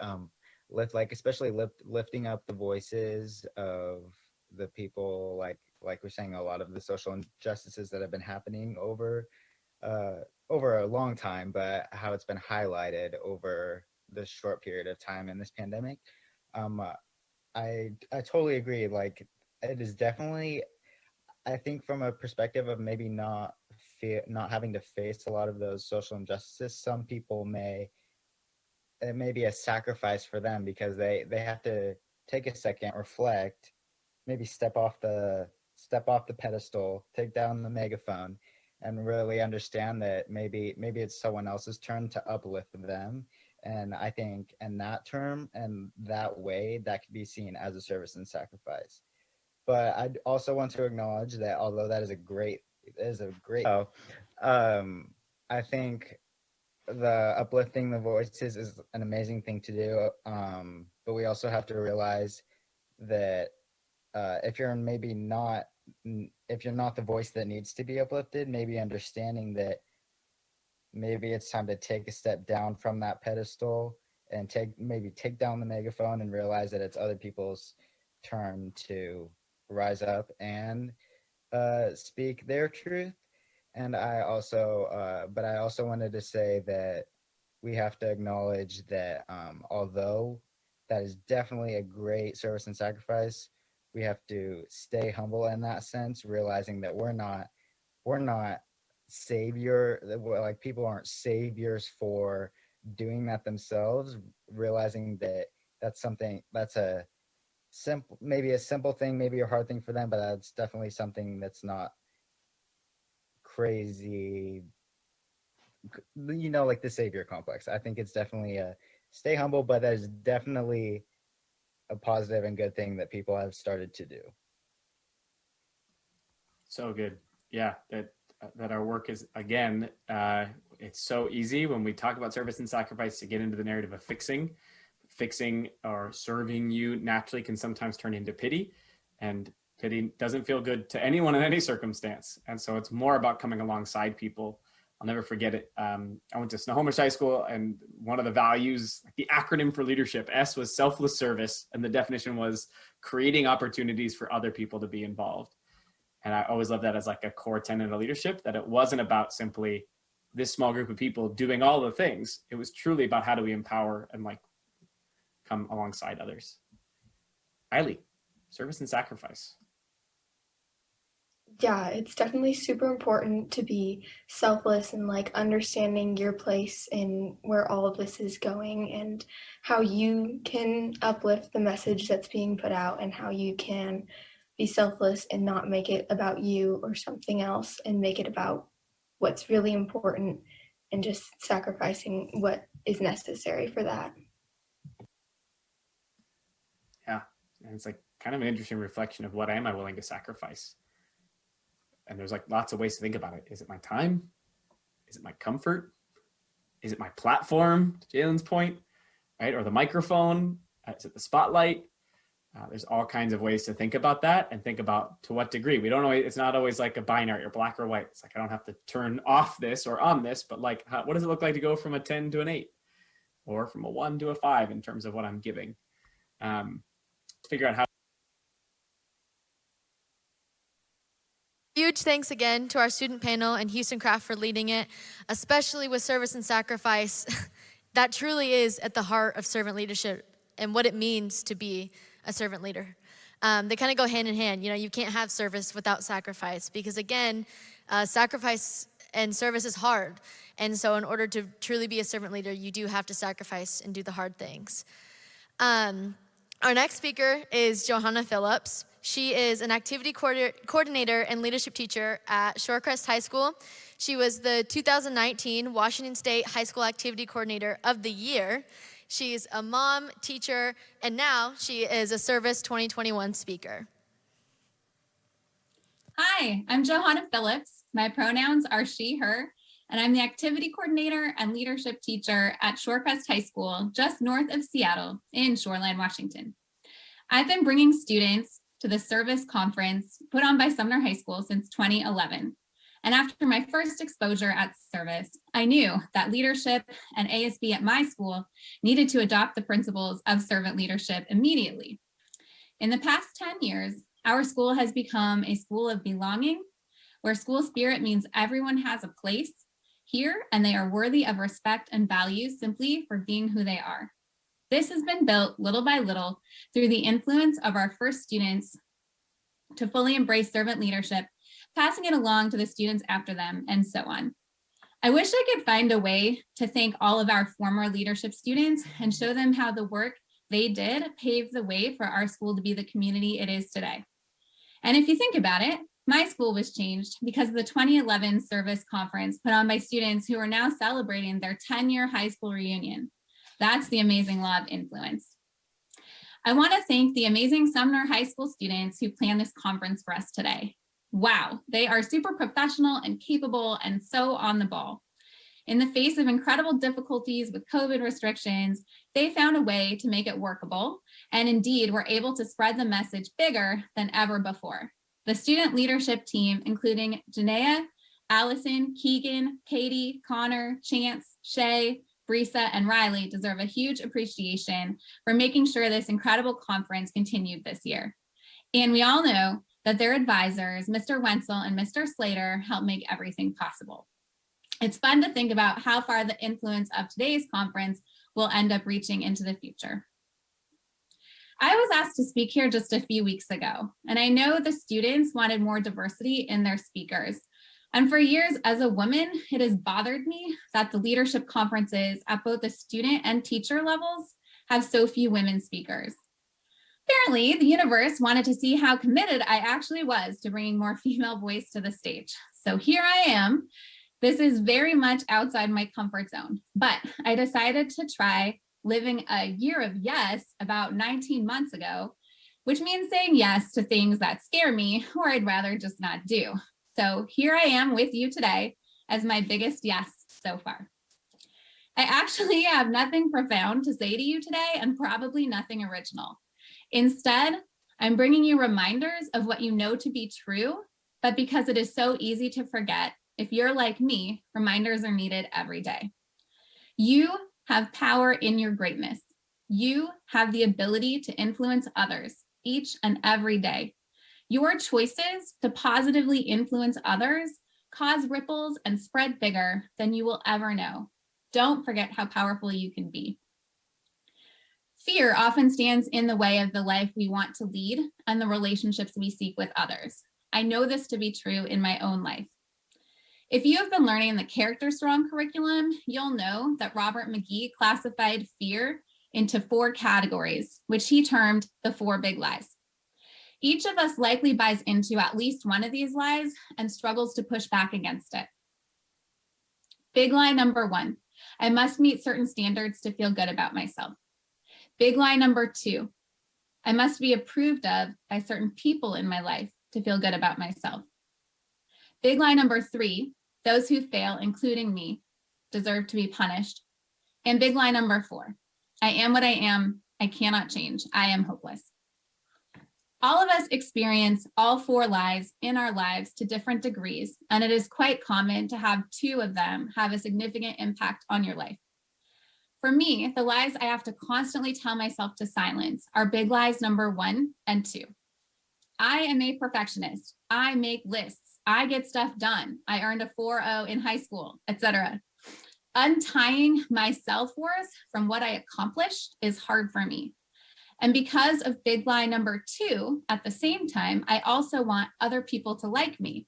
I want them to tell me I'm doing a good job, that what I'm doing is right, that I'm okay. And even at age 41, I have to constantly remind myself to instead find worthiness in myself simply for being me, to look to my own inner knowing to know what I'm doing is good or right, to give myself approval rather than to seek it from others.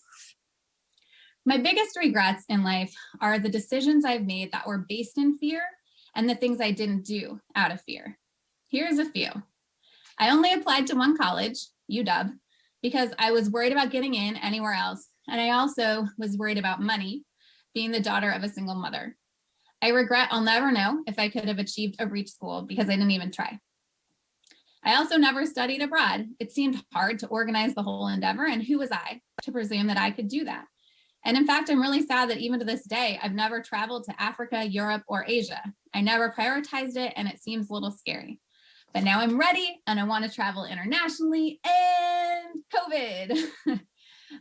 In high school, I worried so much about trying to be popular and fit in. I went to Cascade High School in Everett, by the way, go Bruins, that I missed out for years on building authentic friendships with my peers.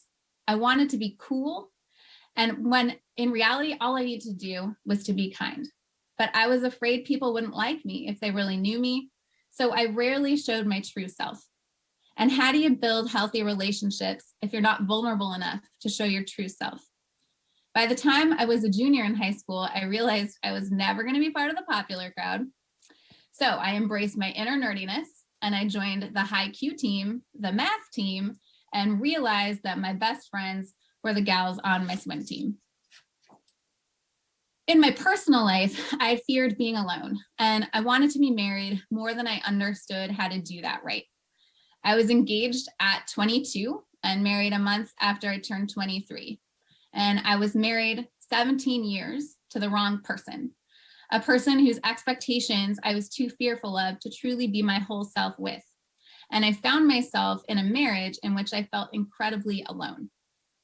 At age 40, I realized I had to leave that relationship. And the 19-month process that followed was the hardest thing I've ever been through. But I finally listened to my inner self, to my knowing, enough to be confident in that decision, even when I was gaslighted and told that I was out of my mind. I now get to live a life centered on choosing love and being my authentic self. And I get to be the mama of 3 amazing children, ages 7, 10, and 12.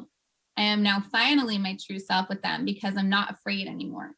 I sing in the car. We're an all-vegetarian house. I speak out against hate when I see it. I put political bumper stickers on my car. We survive remote learning together with a lot of laughter and adventure. And I tell them every night how much I love them unconditionally. And I hope they believe me, that they know they are worthy just for being their unique and special selves and not because they have to earn it. If you are in a relationship with someone that limits you and makes you feel small, please know that you are worthy of so much more. You don't have to stick with something that diminishes your beauty and greatness. At this point, I've decided to try to intentionally choose against fear, to choose love and bravery instead, each and every day.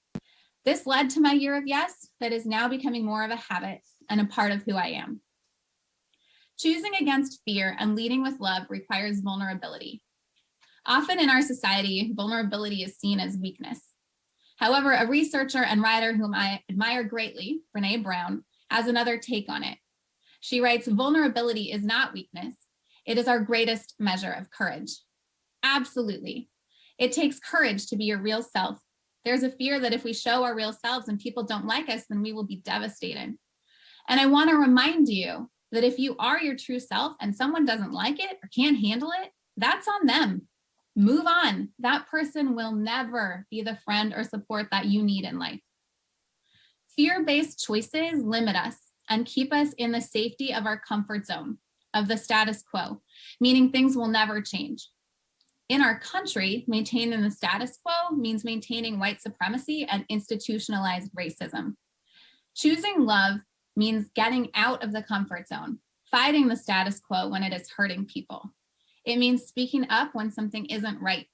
It means supporting racial justice, equity, and valuing each other's humanity with our words and actions. As writer Levy Ajayi says in her TED Talk, it means being the first domino and the one to say what everyone else has been thinking, but is too afraid to say. That's leadership. I have a little bit of that in me and often find myself in moments where I have my foot in my mouth.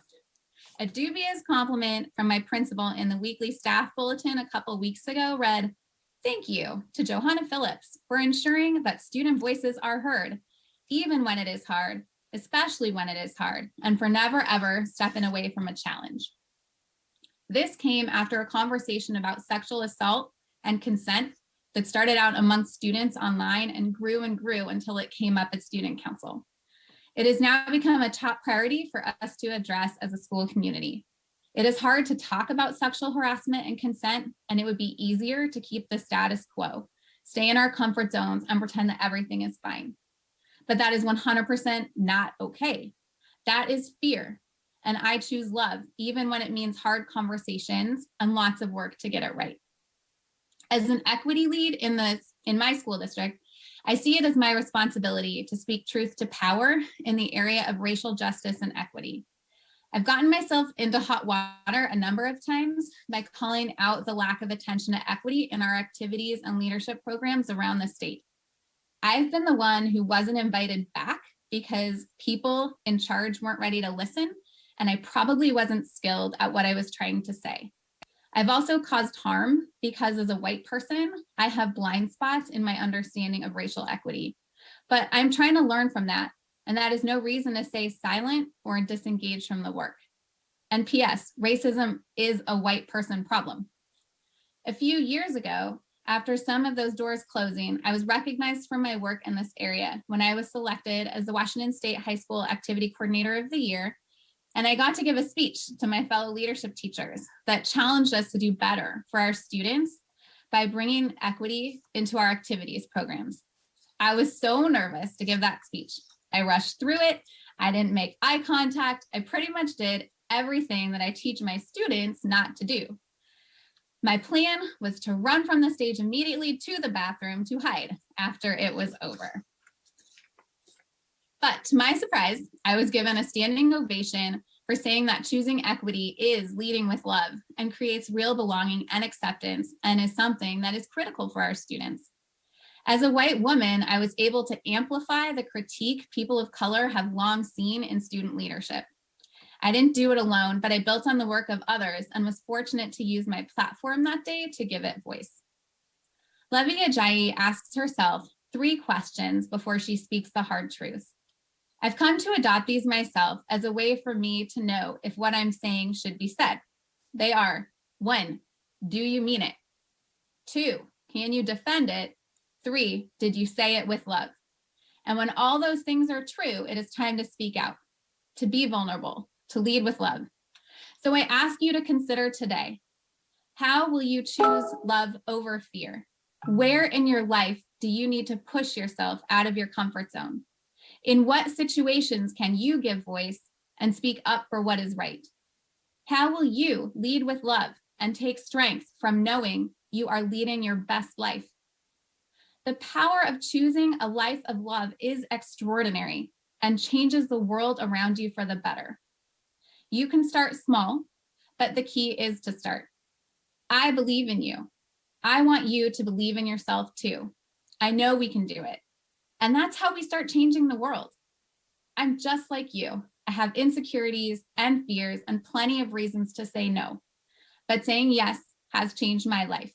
How will it change yours? Finally, let's talk about mental health. This conversation, I want to set the stage first because I think it's important that to me, like, mental health is not something some of us deal with. Mental health is synonymous with being human. We have physical health, we have mental health. So we all are navigating in some way, and we're all on that continuum. So I'm interested in, how has your mental health been affected, right? You feel like it's increased overall or decreased overall during this time? And what are staff or students done to support or in some ways decrease that? So, like, how can we improve going forward?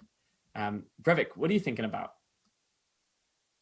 I think for sure that over the pandemic, my mental health has probably decreased. You know, the pandemic kind of rocked everybody's world a little bit, and it was really hard to, like, not be, like, sad for, like, the first couple months.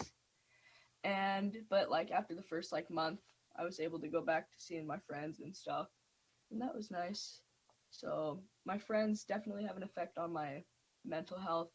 I feel like they make it better because they do tell the truth and they show empathy, and they're honestly great people and friends. And yeah, that's about it. That's good stuff, Brevik. Yes, well, one of the things that we know increases our well-being, there's like sort of 3 parts of well-being. There's like psychological, emotional, and social. And so, like, friendships or developing community is all about creating that social well-being. So social support plays a role. What about for you, Vinny? When the pandemic first hit, my mental healthness dropped. You know, I just felt isolated and kind of alone. But as the time went by, my friends started, you know, reaching out to me more.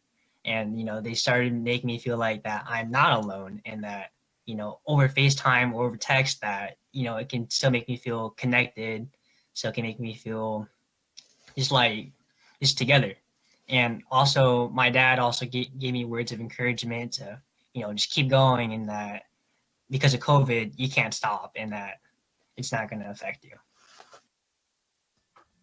Yeah, it helps to have some of those outside voices speaking into our life.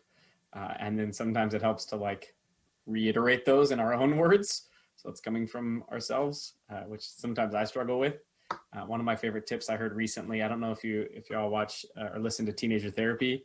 It's an awesome podcast that some students in California put together. It's really solid. And Gael, we had a chance to chat about mental health. And his tip was, instead of just saying positive affirmations, ask yourself questions that prompt more positive responses. Because I have a really hard time just being like, you're going to be okay, it's all right. But sometimes, like, asking myself a question like, what did I do well today? Or who did I help today? Or who can I smile at today? Like, those sorts of things prompt positive reflections instead of just positive affirmations. Margarita, where are you at mental health? Yeah, I think at the beginning, like when that first drop hit, I'm your typical obnoxious, loud, extroverted person in the classroom. Like that's me. And the minute that pandemic hit, I was like, well, who am I putting on a show for anymore, you know? And I think this whole time allowed for a lot of personal growth for me, because suddenly, like I touched on this earlier, it was more than a show, it was more internal joy that I had to develop. Like it was more than just, oh, hi everybody, let's do this, da, da, da, da.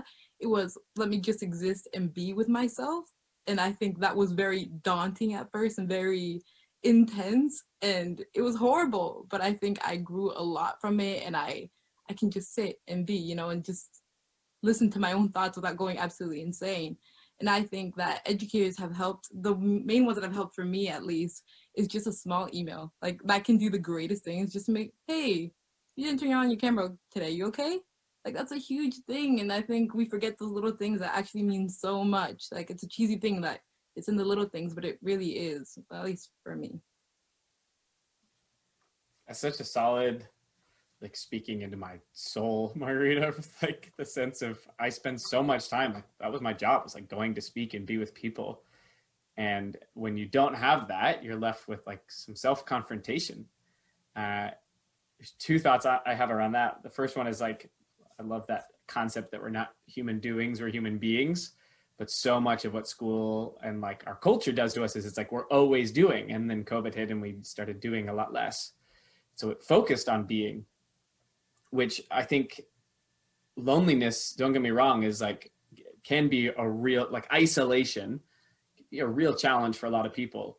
But loneliness, I think we almost always talk about it negatively, when in reality, at least for me personally, like chapters of loneliness in my life have also been the chapters of biggest growth in my life, because it forces reflection that when I'm busy all the time, I don't always give myself the opportunity to do. So not to diminish how hard it is, but also I think we demonize it all the time, when in reality, there are opportunities for growth there. Eileen, what about you? Yeah, like a lot about what they said with the isolation and feeling alone. That happened to me too, and like with a lot of my friends that I knew, that happened to them. And it seemed to be a common like theme and occurrence in the group of people that I'm close with. And so it was like super important that we help out each other. And I think one of my favorite things that like I've had teachers do is I've had teachers do like little check-in surveys at the end of the week, like see how you're doing. And like one time it was like a little rating scale or something. And one time I rated it less than usual. And one of my teachers reached out and was like, are you okay? Do you want to talk about anything? And that alone was just so uplifting and heartwarming, just to hear someone say, do you want to talk about it?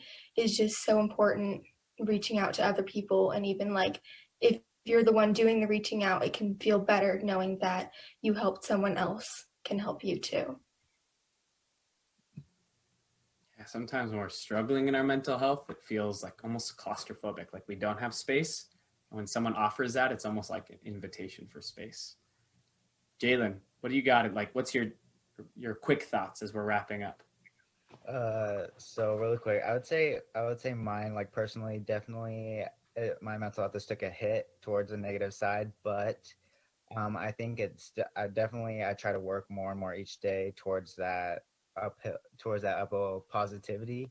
I think one of the main things that have been helping me a lot is those rewarding myself for like those, even the smallest of accomplishments. Like sometimes a lot of things can be overwhelming, and so understanding that, hey, you did something good today, at least you have that thing that you can think today wasn't all bad. Small wins. Mental health is synonymous with being human, and we're all on that spectrum all the time. And you can be sad and have good mental health, and like Jana said, like it does require work, like our physical health effort along the way to build that mental health, and we can do that for ourselves and for each other. I hope you all took something away from this awesome conversation. So much insight and passion and robot voices and love and hope. Thank you all for listening. More to come at Service 2021. Wow, thank you so much, Johanna, as well as that student panel for those empowering messages. Taking notes and starting to reflect a little bit about what Johanna said, because even though it was one of our smaller speeches today, I think there was a lot of great, heavy, and deep content involved. I think the thing that she focused on the most that resonated with me is to choose love over fear. And I think it's something that we can say a little easier than we can actually do. And I love that she talked about what that can look like is choosing not to fit in the normal. In choosing to go, wait a minute, this isn't right. Because if you look around, I think what I've realized and experienced at least is that the normal in America is a status quo, like she talked about, of white supremacy, of allowing, hiding, and sometimes encouraging sexual abuse. And I don't know about you, but that's not a normal that I want to be a part of. And even though we come and we talk about love and servant leadership and these fun things that seem very light, all of it plays into the heavier stuff as well. And I think the question arises, what will you do? How will you choose to go against the normal? How will you choose to go against the status quo? How will you choose love over fear? And I think as we go throughout that process, thinking about the student panel, is we have to understand and recognize that those things are hard, tricky, and complicated. It's not going to be easy to start talking about. It's not going to be easy to go against. Johanna herself talked about experiences of feeling isolated or kicked out of groups because people weren't ready to listen. But how can we continue to push in anyways, whether we think it even affects us or not? Because just because we don't see it, just because we don't experience it, doesn't mean it's not happening. And I think after listening to Houston, the student panel, it's important to recognize and remember that whether or not you were in it, trauma is real. Experiences are real. The things people have gone through in their life are real. We need one in ourselves to acknowledge, understand, and allow ourselves to feel the way we feel in order to fully heal. And I think second, be willing and able to take care of others. I love one of the students had mentioned that sometimes it's as simple as a little email after class. Hey, I noticed your camera wasn't on. Is everything okay? It's small, probably took 5 seconds, but it's one of those little starts to check in on everyone's around us, because when we live in such a heavy and hard world, sometimes all it takes is the little 5-second email. Thank you again to Johanna, Houston, and that student panel. And now we're gonna start moving along with our next speaker. He is a professional speaker, education consultant, minister, and author. On top of all of that, he's also a father of 2.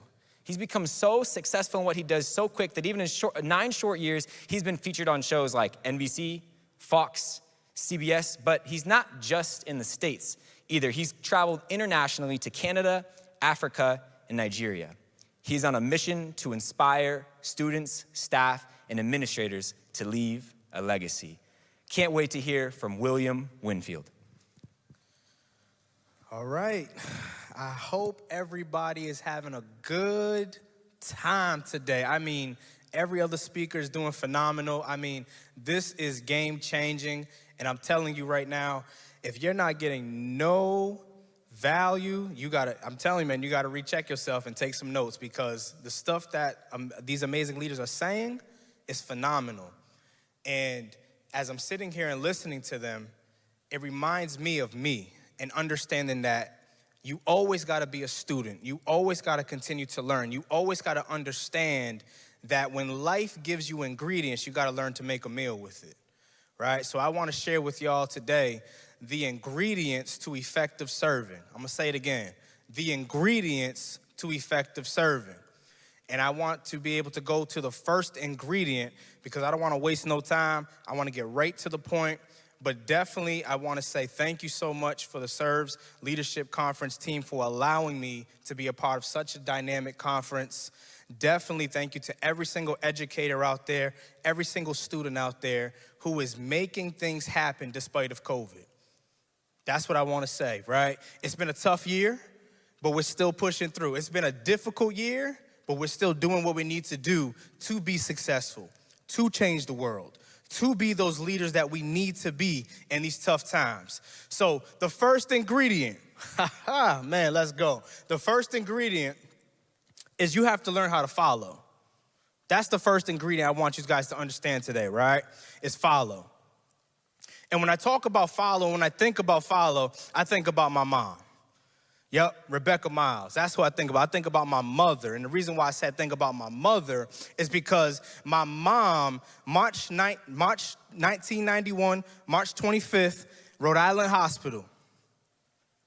I'll never forget my mom told me the story that she was in the hospital and the doctors had to rush her to perform an emergency C-section. Why? Because the umbilical cord was wrapped around my neck.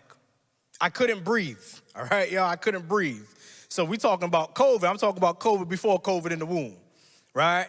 And I want you guys to understand that it's not how you start, but it's how you finish. I'm gonna say it again. It's not how you start, but it's all about how you finish. So when I think about my mom, the things that she had to endure, the things that she had to encounter, the things that she had to do to make sure that I was able to be a better man, a better leader, the first thing that my mom taught me a while back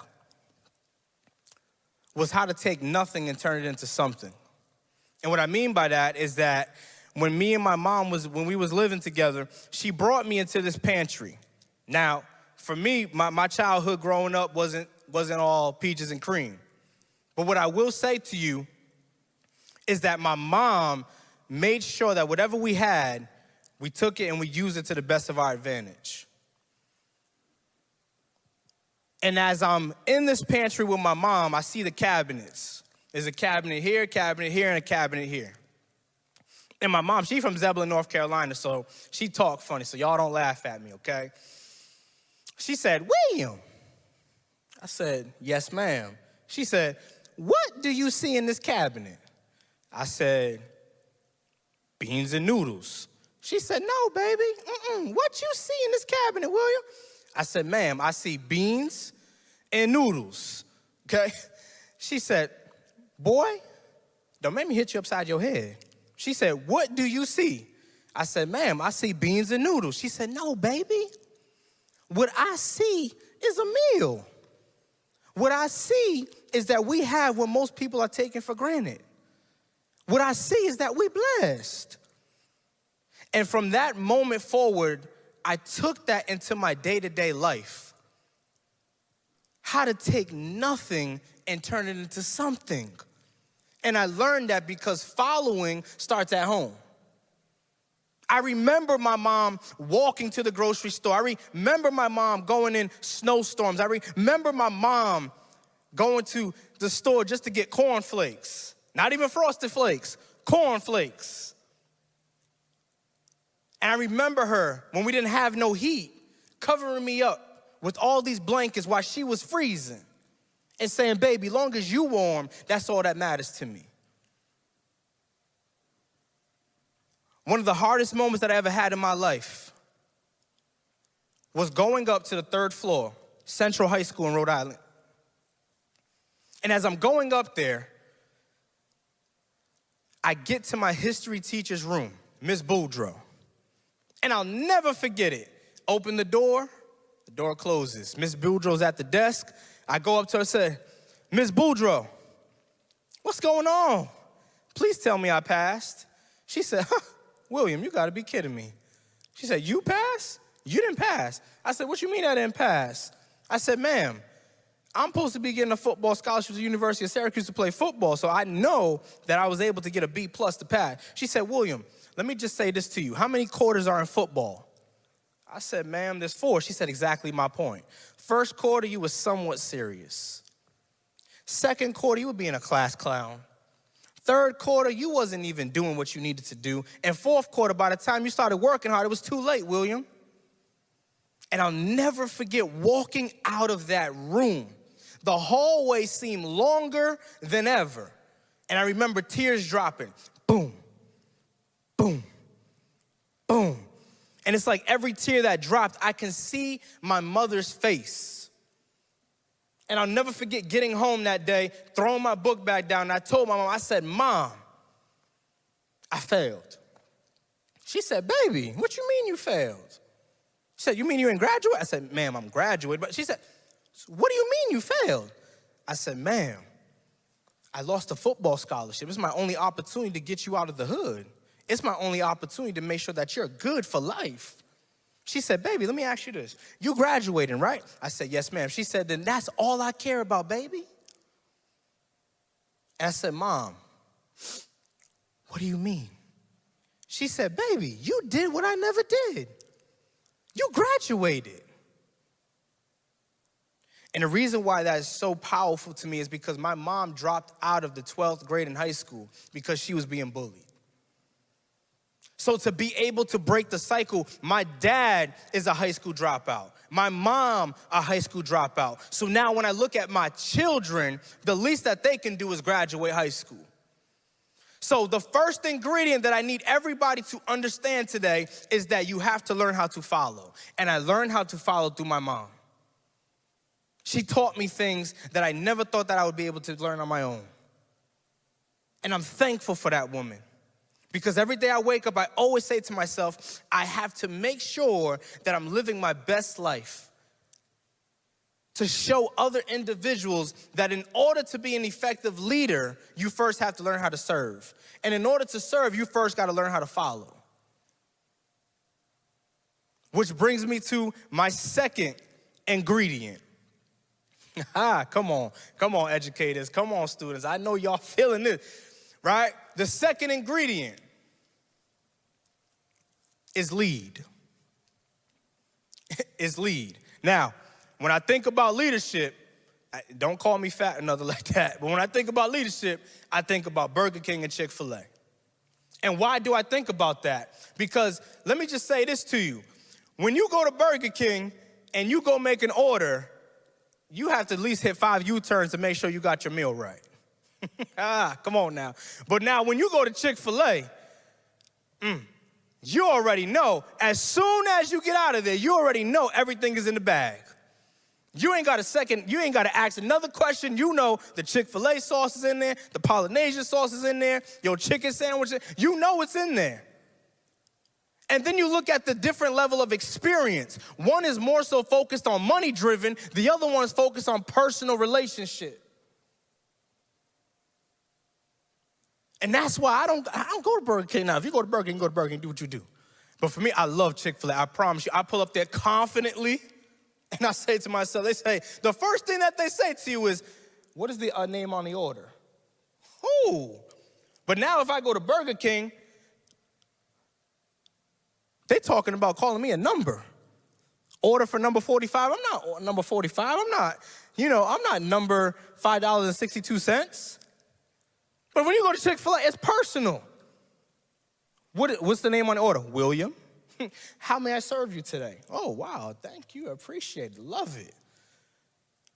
And then you get to the drive-thru, and they say, order for William. Yes, it is. I don't ever have to check my bag. But when you go to Burger King, you gotta hit 2 U-turns. It's like, how did you forget to give me a hamburger in the hamburger? You forgot the hamburger. And then you get mad at me because I'm trying to get the order. I'm trying to make sure that you got the order right, and you didn't get the order right.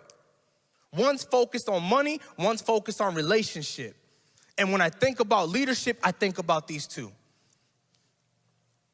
I'll never forget going out with a nonprofit organization to go wash the homeless people's feet. We talking about leadership. Now, I don't know about y'all, but I know some of y'all like, ew, feet? Will, really? Feet? Ew. And for me, I'm like, man, I'm gonna do this because I was homeless at one point. But now to be able to serve the very people that I made fun of, oh, come on now. To be able to go up to them and get down on my knees and say to them, literally, what size shoe you wear? Would you like a new pair of socks? Looking them in their face, not like they're nobody, but looking at them like they're somebody. This is effective leadership at its finest. Ain't nobody trying to worry about washing nobody else's feet. And to be able to be in a place in my life where I can give back to what has been taken from me, and to be a leader and show by example, not just by talking, but by actually doing it, is one of the greatest feelings ever. And I'll never forget looking in these individuals' eyes while everybody behind me is like, you wash your feet, Will? I said, absolutely I am. I'm not exempt. I'm human. These people are human just like you. And I remember looking in the homeless person's eyes, I said, what size are you? Size 9. Okay, cool. We need a size 9.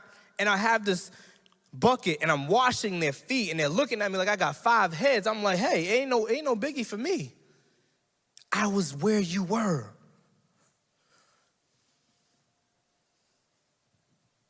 If you want to be a great leader, you first have to follow. And as you follow and you learn these things, you become an effective leader. And when you become an effective leader, you have to understand that leadership is not what you do when people are looking at you on Instagram. Leadership is not what you do when people are looking at you on Facebook. Leadership is what you do when nobody's looking at you but you. I promise you, I say it all the time to schools I speak to. I tell them all the time, I say, babe, I tell my wife all the time, I'm like, baby, I just inspired 15,000 students. She's like, oh, that's nice. Did you inspire the laundry? Like, what you taking away from me? What you mean? No, I'm asking you, William. I'm glad that you inspired the student, but did you take care of the laundry? Well, no, then you need to go inspire that laundry. Then her favorite one, she like, babe, did you go inspire them dishes? How many students did you inspire? I said, I inspired 1,500. She said, okay, cool. There's 10 dishes in there waiting for you to be inspired. Go inspired. And the reason why I say that to y'all is because a lot of times social media paints this picture like everything is perfect, and it's not. Yeah, you see them posting pictures, but you don't see what they're dealing with internally.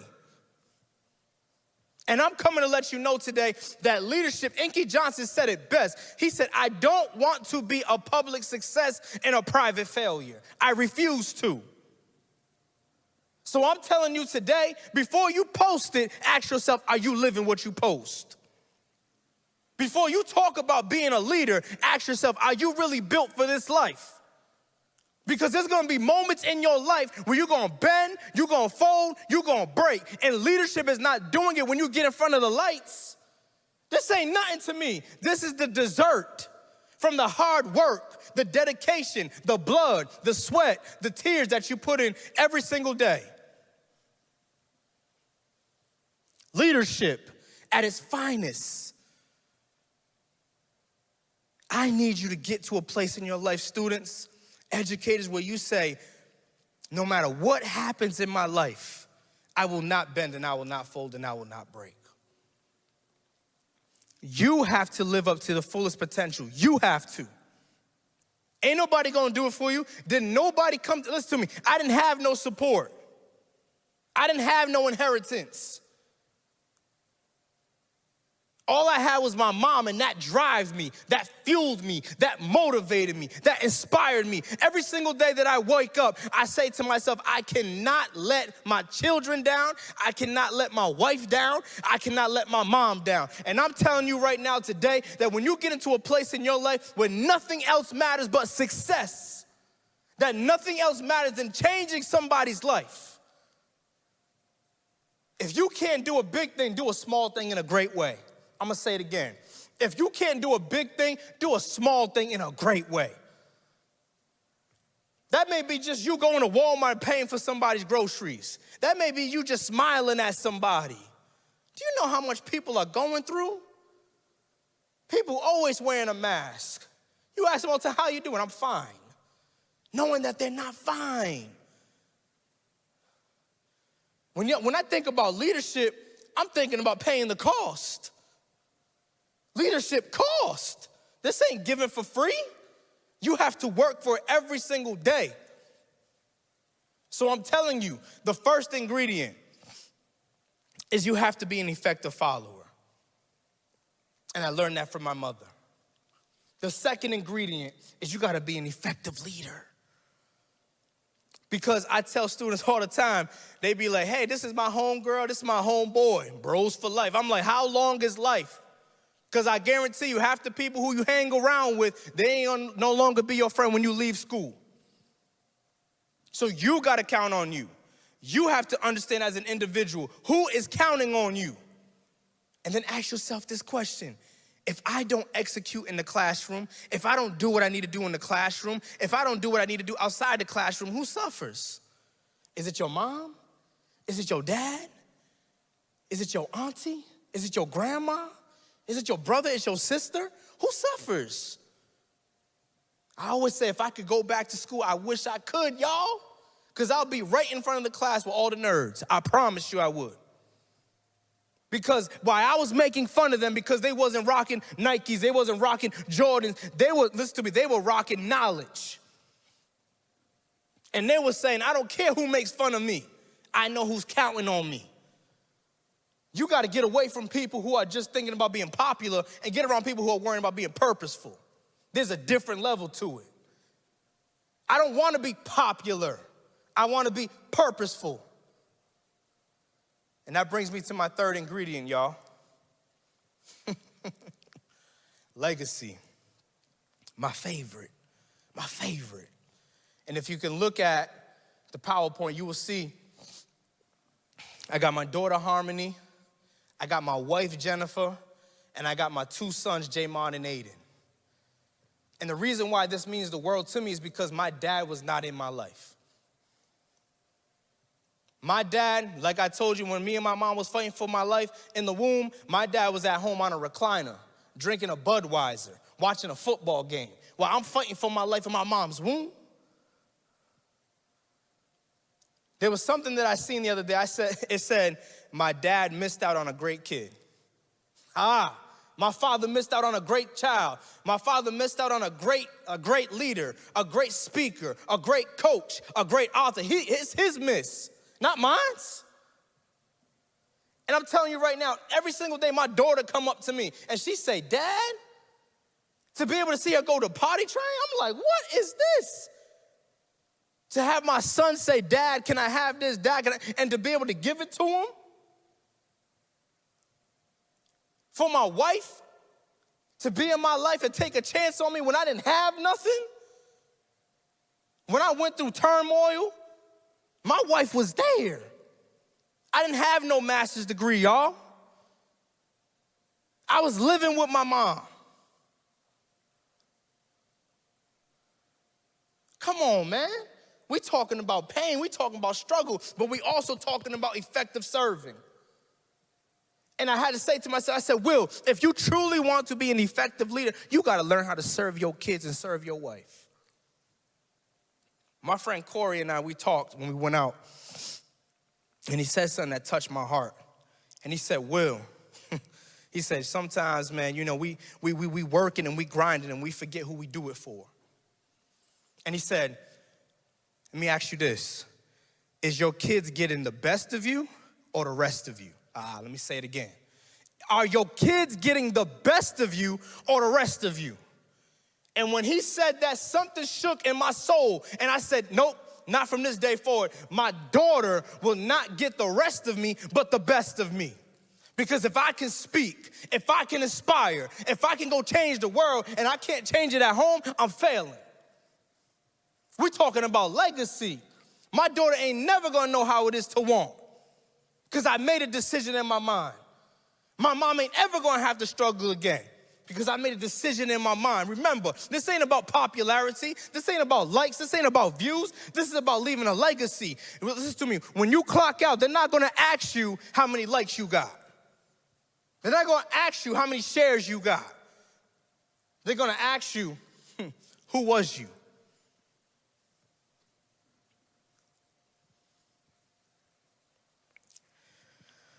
Legacy is what drives me. Every day I get up and I say to myself, I said, Will, there's a student waiting on you today. No matter how you feel, you need to show up. We all gonna go through some go-through, but there's two types of people. The first group of individuals are the ones who complain and make excuses. But then you got the second level of people who don't complain and don't make excuses, but make adjustments. And I just chose every single day. My trainer, I promise you, he'll tell you, right? In the beginning of the year, I did not want to work out. I did not want to do it. But every single day that we was working out, every single day we was conditioning, he said to me, he said, Will, don't even check the scale no more. Make it a lifestyle. Don't check it no more. Every time I want to quit, he said, remember your kids. Remember, you said that you don't want to have no oxygen tank, Will. You don't want to have no cane. Legacy fuels me. It drives me. And I'm telling you right now, as a student, you have to make a decision today. You have to make a decision today as a student and say to yourself, am I doing this to be popular or am I doing this to be purposeful? Am I changing the world or am I hurting the world? Because legacy looks like this to me. Legacy looks like a little bit of Gandhi. An eye for an eye makes the world blind. Legacy looks like to me Mother Teresa. Come on now, right? Never let somebody leave your presence without feeling happier. Legacy looks like Dr. Martin Luther King to me. Faith is taking the first step even when you can't see the staircase. Legacy looks like to me William Winfield. Don't live just to exist, but live to be remembered. So when my mom told me a while back what's in the cabinet, I took it and I implemented it in my life. I took being homeless and I put it into the bowl. I took not having no father in my life and I put it in the bowl. I took teachers calling me special education and say I'll never graduate, I'll never amount to nothing, and I put it in the bowl. I took losing a football scholarship and I put it in the bowl. And every single day I wake up, I kept mixing it, and I kept mixing it, and I kept mixing it. I said, Will, it's okay. It's going to take maybe 3 years. It's going to maybe take 4 years, maybe take 5 years. No matter how many years it takes, remember what you said. You want to live, not just to exist, but live to be remembered. How are you going to do it? So from this day forward, as an educator, as a student, I don't want you looking at pain as pain no more. I want you to look at pain as an opportunity, which is the key to unlocking somebody else's freedom. I don't want you to be selfish with your pain. I want you to understand who you are, who you've been designed to be. Never forget, the struggle is real, but it don't last long. You're looking at a living witness. So to that student that's on the verge of quitting school or on the verge of getting involved in something, I want to speak life to you today, and I want to let you know, don't do it. I want to let you know right now, I'm speaking directly to you. I want you to know that you are special, you are dynamic, you are different, and I promise you, once you get away from the people who are not adding nothing to your legacy or adding to your purpose, things are going to get better for you.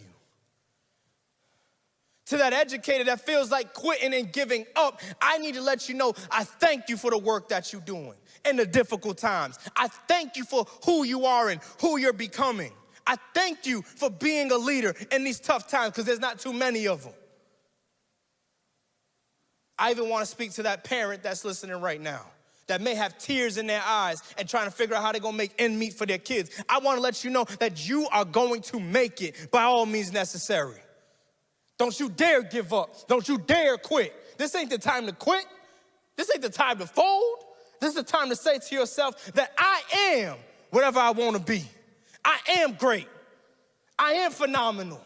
I am chosen. Nothing can stop me.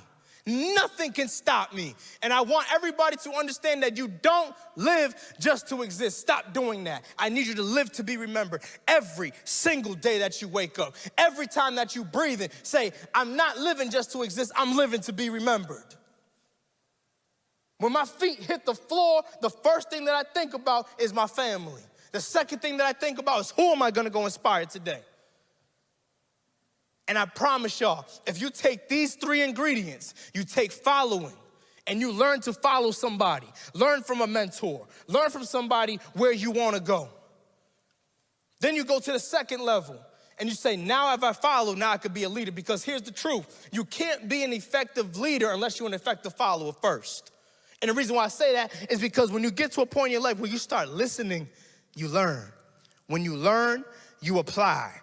When you apply, you change the world. And when you change the world, you leave a legacy and you never be forgotten.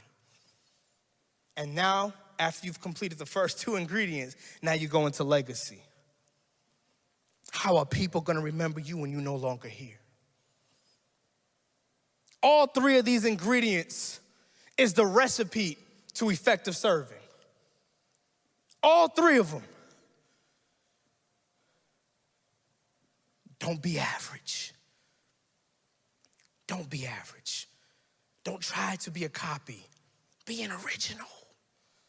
There's nobody like you. Nobody like you. There's only one of you. Why are you trying to be somebody else? Be you. Be who you've been created to be. We ain't got time to sit up here and try to copy other people. You need to be you. And I promise you, the more you continue to be laser-lock focused, the more you continue to show up, even when you don't want to show up, that's when things are going to change for you. So I want y'all to repeat after me. As we close, I want you to repeat after me. I am. Come on. I am. Come on. I can. Come on. I will. Come on, come on, come on. I can. Come on. I will. Come on. I shall. Come on. I can. I will. I shall. I don't want you to live just to exist, but live to be remembered every single day that you wake up. I want to continue to put it into your mind because I promise you, once your mindset is changed, nothing can stop you. In your life, what you go through is a New York Times bestseller, and somebody needs to read your story. So again, every ingredient matters. Every ingredient counts. This is the recipe to effective serving. Don't you live just to exist, but you live to be remembered. Let's go. Wow, wow, wow. Thank you, William Winfield. I don't know about you and what you were hearing when you were listening to that, but I felt like as I was listening here that is exactly what I needed today. I think the 3 main points he talked about, to cover one more time, I hope you have these in your notes, is 1, we need to learn to follow. Before 2, we learn to lead. And we lead, finally, for number 3, to leave a legacy. I love that first focus that we need to learn to follow first. I think sometimes in spaces like this, in places like service, in places like leadership class, we end up thinking so much about how can I lead? How can I plan an event? How can I get enough people to this football game? How can I plan the best Spirit Week ever? That we forget that our job and our opportunity is actually just to serve the students. I love that William had focused on the leader is not when you're in front of everybody. What makes you a leader is what happens when no one is watching. It leads us to number 2, to lead. I love that idea of leading to leave a legacy. Don't just live to exist, but live to be remembered, he said. And as he lives in that legacy, I love the idea that if you can't do a big thing, do a small thing in a great way.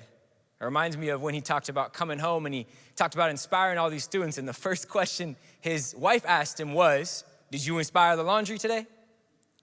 Did you inspire the dishes today? And I want us to take a second on that idea of, did you inspire the laundry? Did you inspire the dishes? I want to take about 30 seconds here to think a little bit about where are the areas in your life that you don't necessarily count as leadership that you can show up in a better way.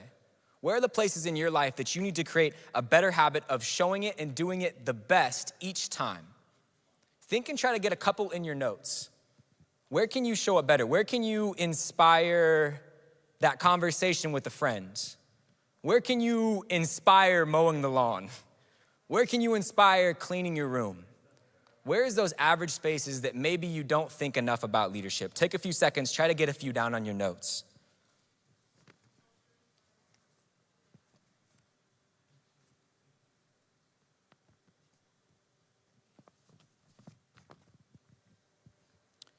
And I love the way that William put it as you finish those notes, that his friend had asked him a question, are these spaces getting the best of you or are they getting the rest of you?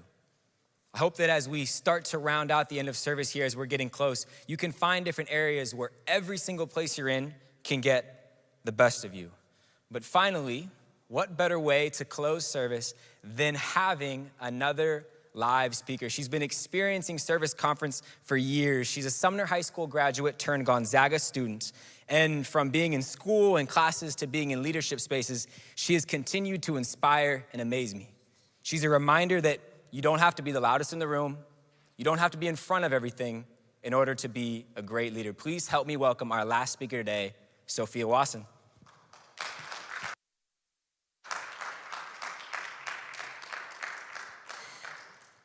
Hi, Service. Sadly, this conference is coming to an end, But I did want to come on here and give you guys a little bit more about me. So last year I was the student director for the 2020 Service Conference, and I was in the background, behind the stage, doing the work, because I do believe there are different types of leaders, and I am the type of leader where I like to stay in the background. I don't like being in the spotlight, and being up here is probably one of the most stressful things I've ever done.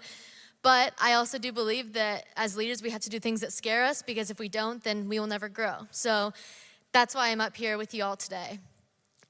What I wanted to share about is my experience as a senior last year. I'm currently a freshman in college. And the best way I can describe the start of my senior year would probably be like a car with a full tank of gas. I was pumped, I was ready to go, I was so excited. And when your car is full of gas, the first thing you do is, you go for a drive. And as you're driving this car, imagine you see other cars on the side of the road that look like they need help. And as leaders, the more you practice servant leadership, you kind of get this ability to, or that instinct to want to help people. And so when you see those cars on the side of the road, what you're gonna do, you're gonna stop, see if they need. And if they need gas, perfect. I've got a full tank of gas. So you give them some gas and then you go on your way. And you keep doing that. You see cars, you wanna help them out. But there comes a time when, you run out of gas, because that's how cars work. And that's kind of what happened to me in the middle of my senior year. I ran out of gas because I was giving so much and focusing on the relationships around me. I forgot about the most important relationship, and that's the one you have with yourself. I truly believe you can't love other people unless you love yourself. And self-love is something that I'm now a huge advocate for, because when you think of the 8 essentials, selflessness is a big one. Your whole life you're taught not to be selfish, not to make things about you, and to help other people. But there comes a point when you give so much to other people and you don't give enough to yourself. You forget about yourself, and then that relationship doesn't grow. And you can't grow as a leader unless you're focusing on the relationship with yourself. So one thing I want to say to you all today is that self-love is not selfish. And even saying that makes me a little emotional, because if you had told me that a year ago, I would have told you were wrong, and that focusing on yourself is not something that leaders do, because leaders focus on the relationships with other people. So for those that need it out there, but also for myself, because it is a constant reminder, I'm going to say it one more time: self-love is not selfish. And so when you're on that side of that road and you run out of gas, sometimes you get lucky, there's a gas station 2 seconds away. Other times it's pretty far away. And during quarantine, it was such a sad and awful time that we're still currently experiencing right now. But one of the silver linings that I found is I got that time to learn how to refill my tank and learn kind of what I needed, because I had never really focused on that before. And just like cars, some cars need different types of gas. Each person recharges and refills their tank in a different way. For some people, it's just getting a full 8 hours of sleep at night, because 3 hours of sleep is not enough. I know we tend to do that as high school and college students. But, other people, for me, one thing I found is going to the gym was something that I really started to like doing, because it gave me that time to just de-stress, listen to music, things like that. And you have to kind of learn what refills your tank, because you can't forget about yourself. And I think over quarantine, too, we started to forget that relationships were important, because that disconnect was so hard. You couldn't see people, you couldn't, hang out with your friends as much as you wanted to, but it kind of is a gift in some ways too, because it gives you a chance to step back and reflect on who you are and what your needs are. Because as leaders, I think we tend to forget that. This whole conference is about how we can help others, but sometimes you have to remember how you can help yourself. Because self-love, again, is not selfish. So if you come away with anything from what I'm saying today, that's what I really want to get across, because I truly do believe that the love you have for yourself will then project onto others, and you can then be the leader that you truly want to be.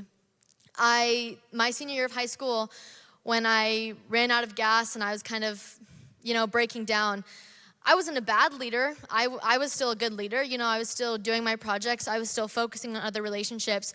But I wasn't the best leader I could be, and that's what's important. Because you can run low on gas for quite a long time, but that's not your true potential. In order to reach your true potential and start growing in the ways that you want to grow and that I know you can grow, you have to take a step back and focus on what you need and how you can help yourself.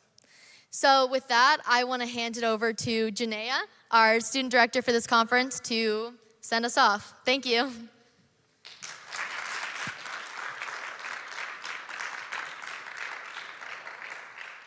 Hello, everyone. Again, a huge thank you to everyone listening for tuning in. It has been such an honor to put on this conference. I could not have done it without my team, though, so I want to give a thank you to Katie, Connor, Keegan, Brisa, Chance, Riley, Allison, and Shay, and also to Mr. Wenzel and Mr. Slater. We couldn't have done it without you guys either.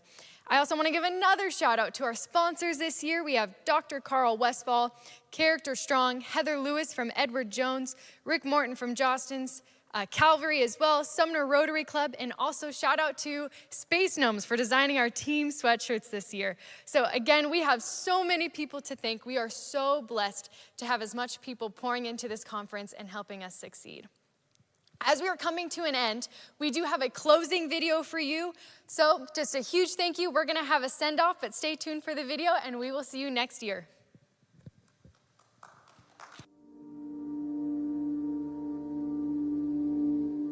How many times have you answered the question, what do you want to be when you grow up? 12 times? 100 times? Thousands of times?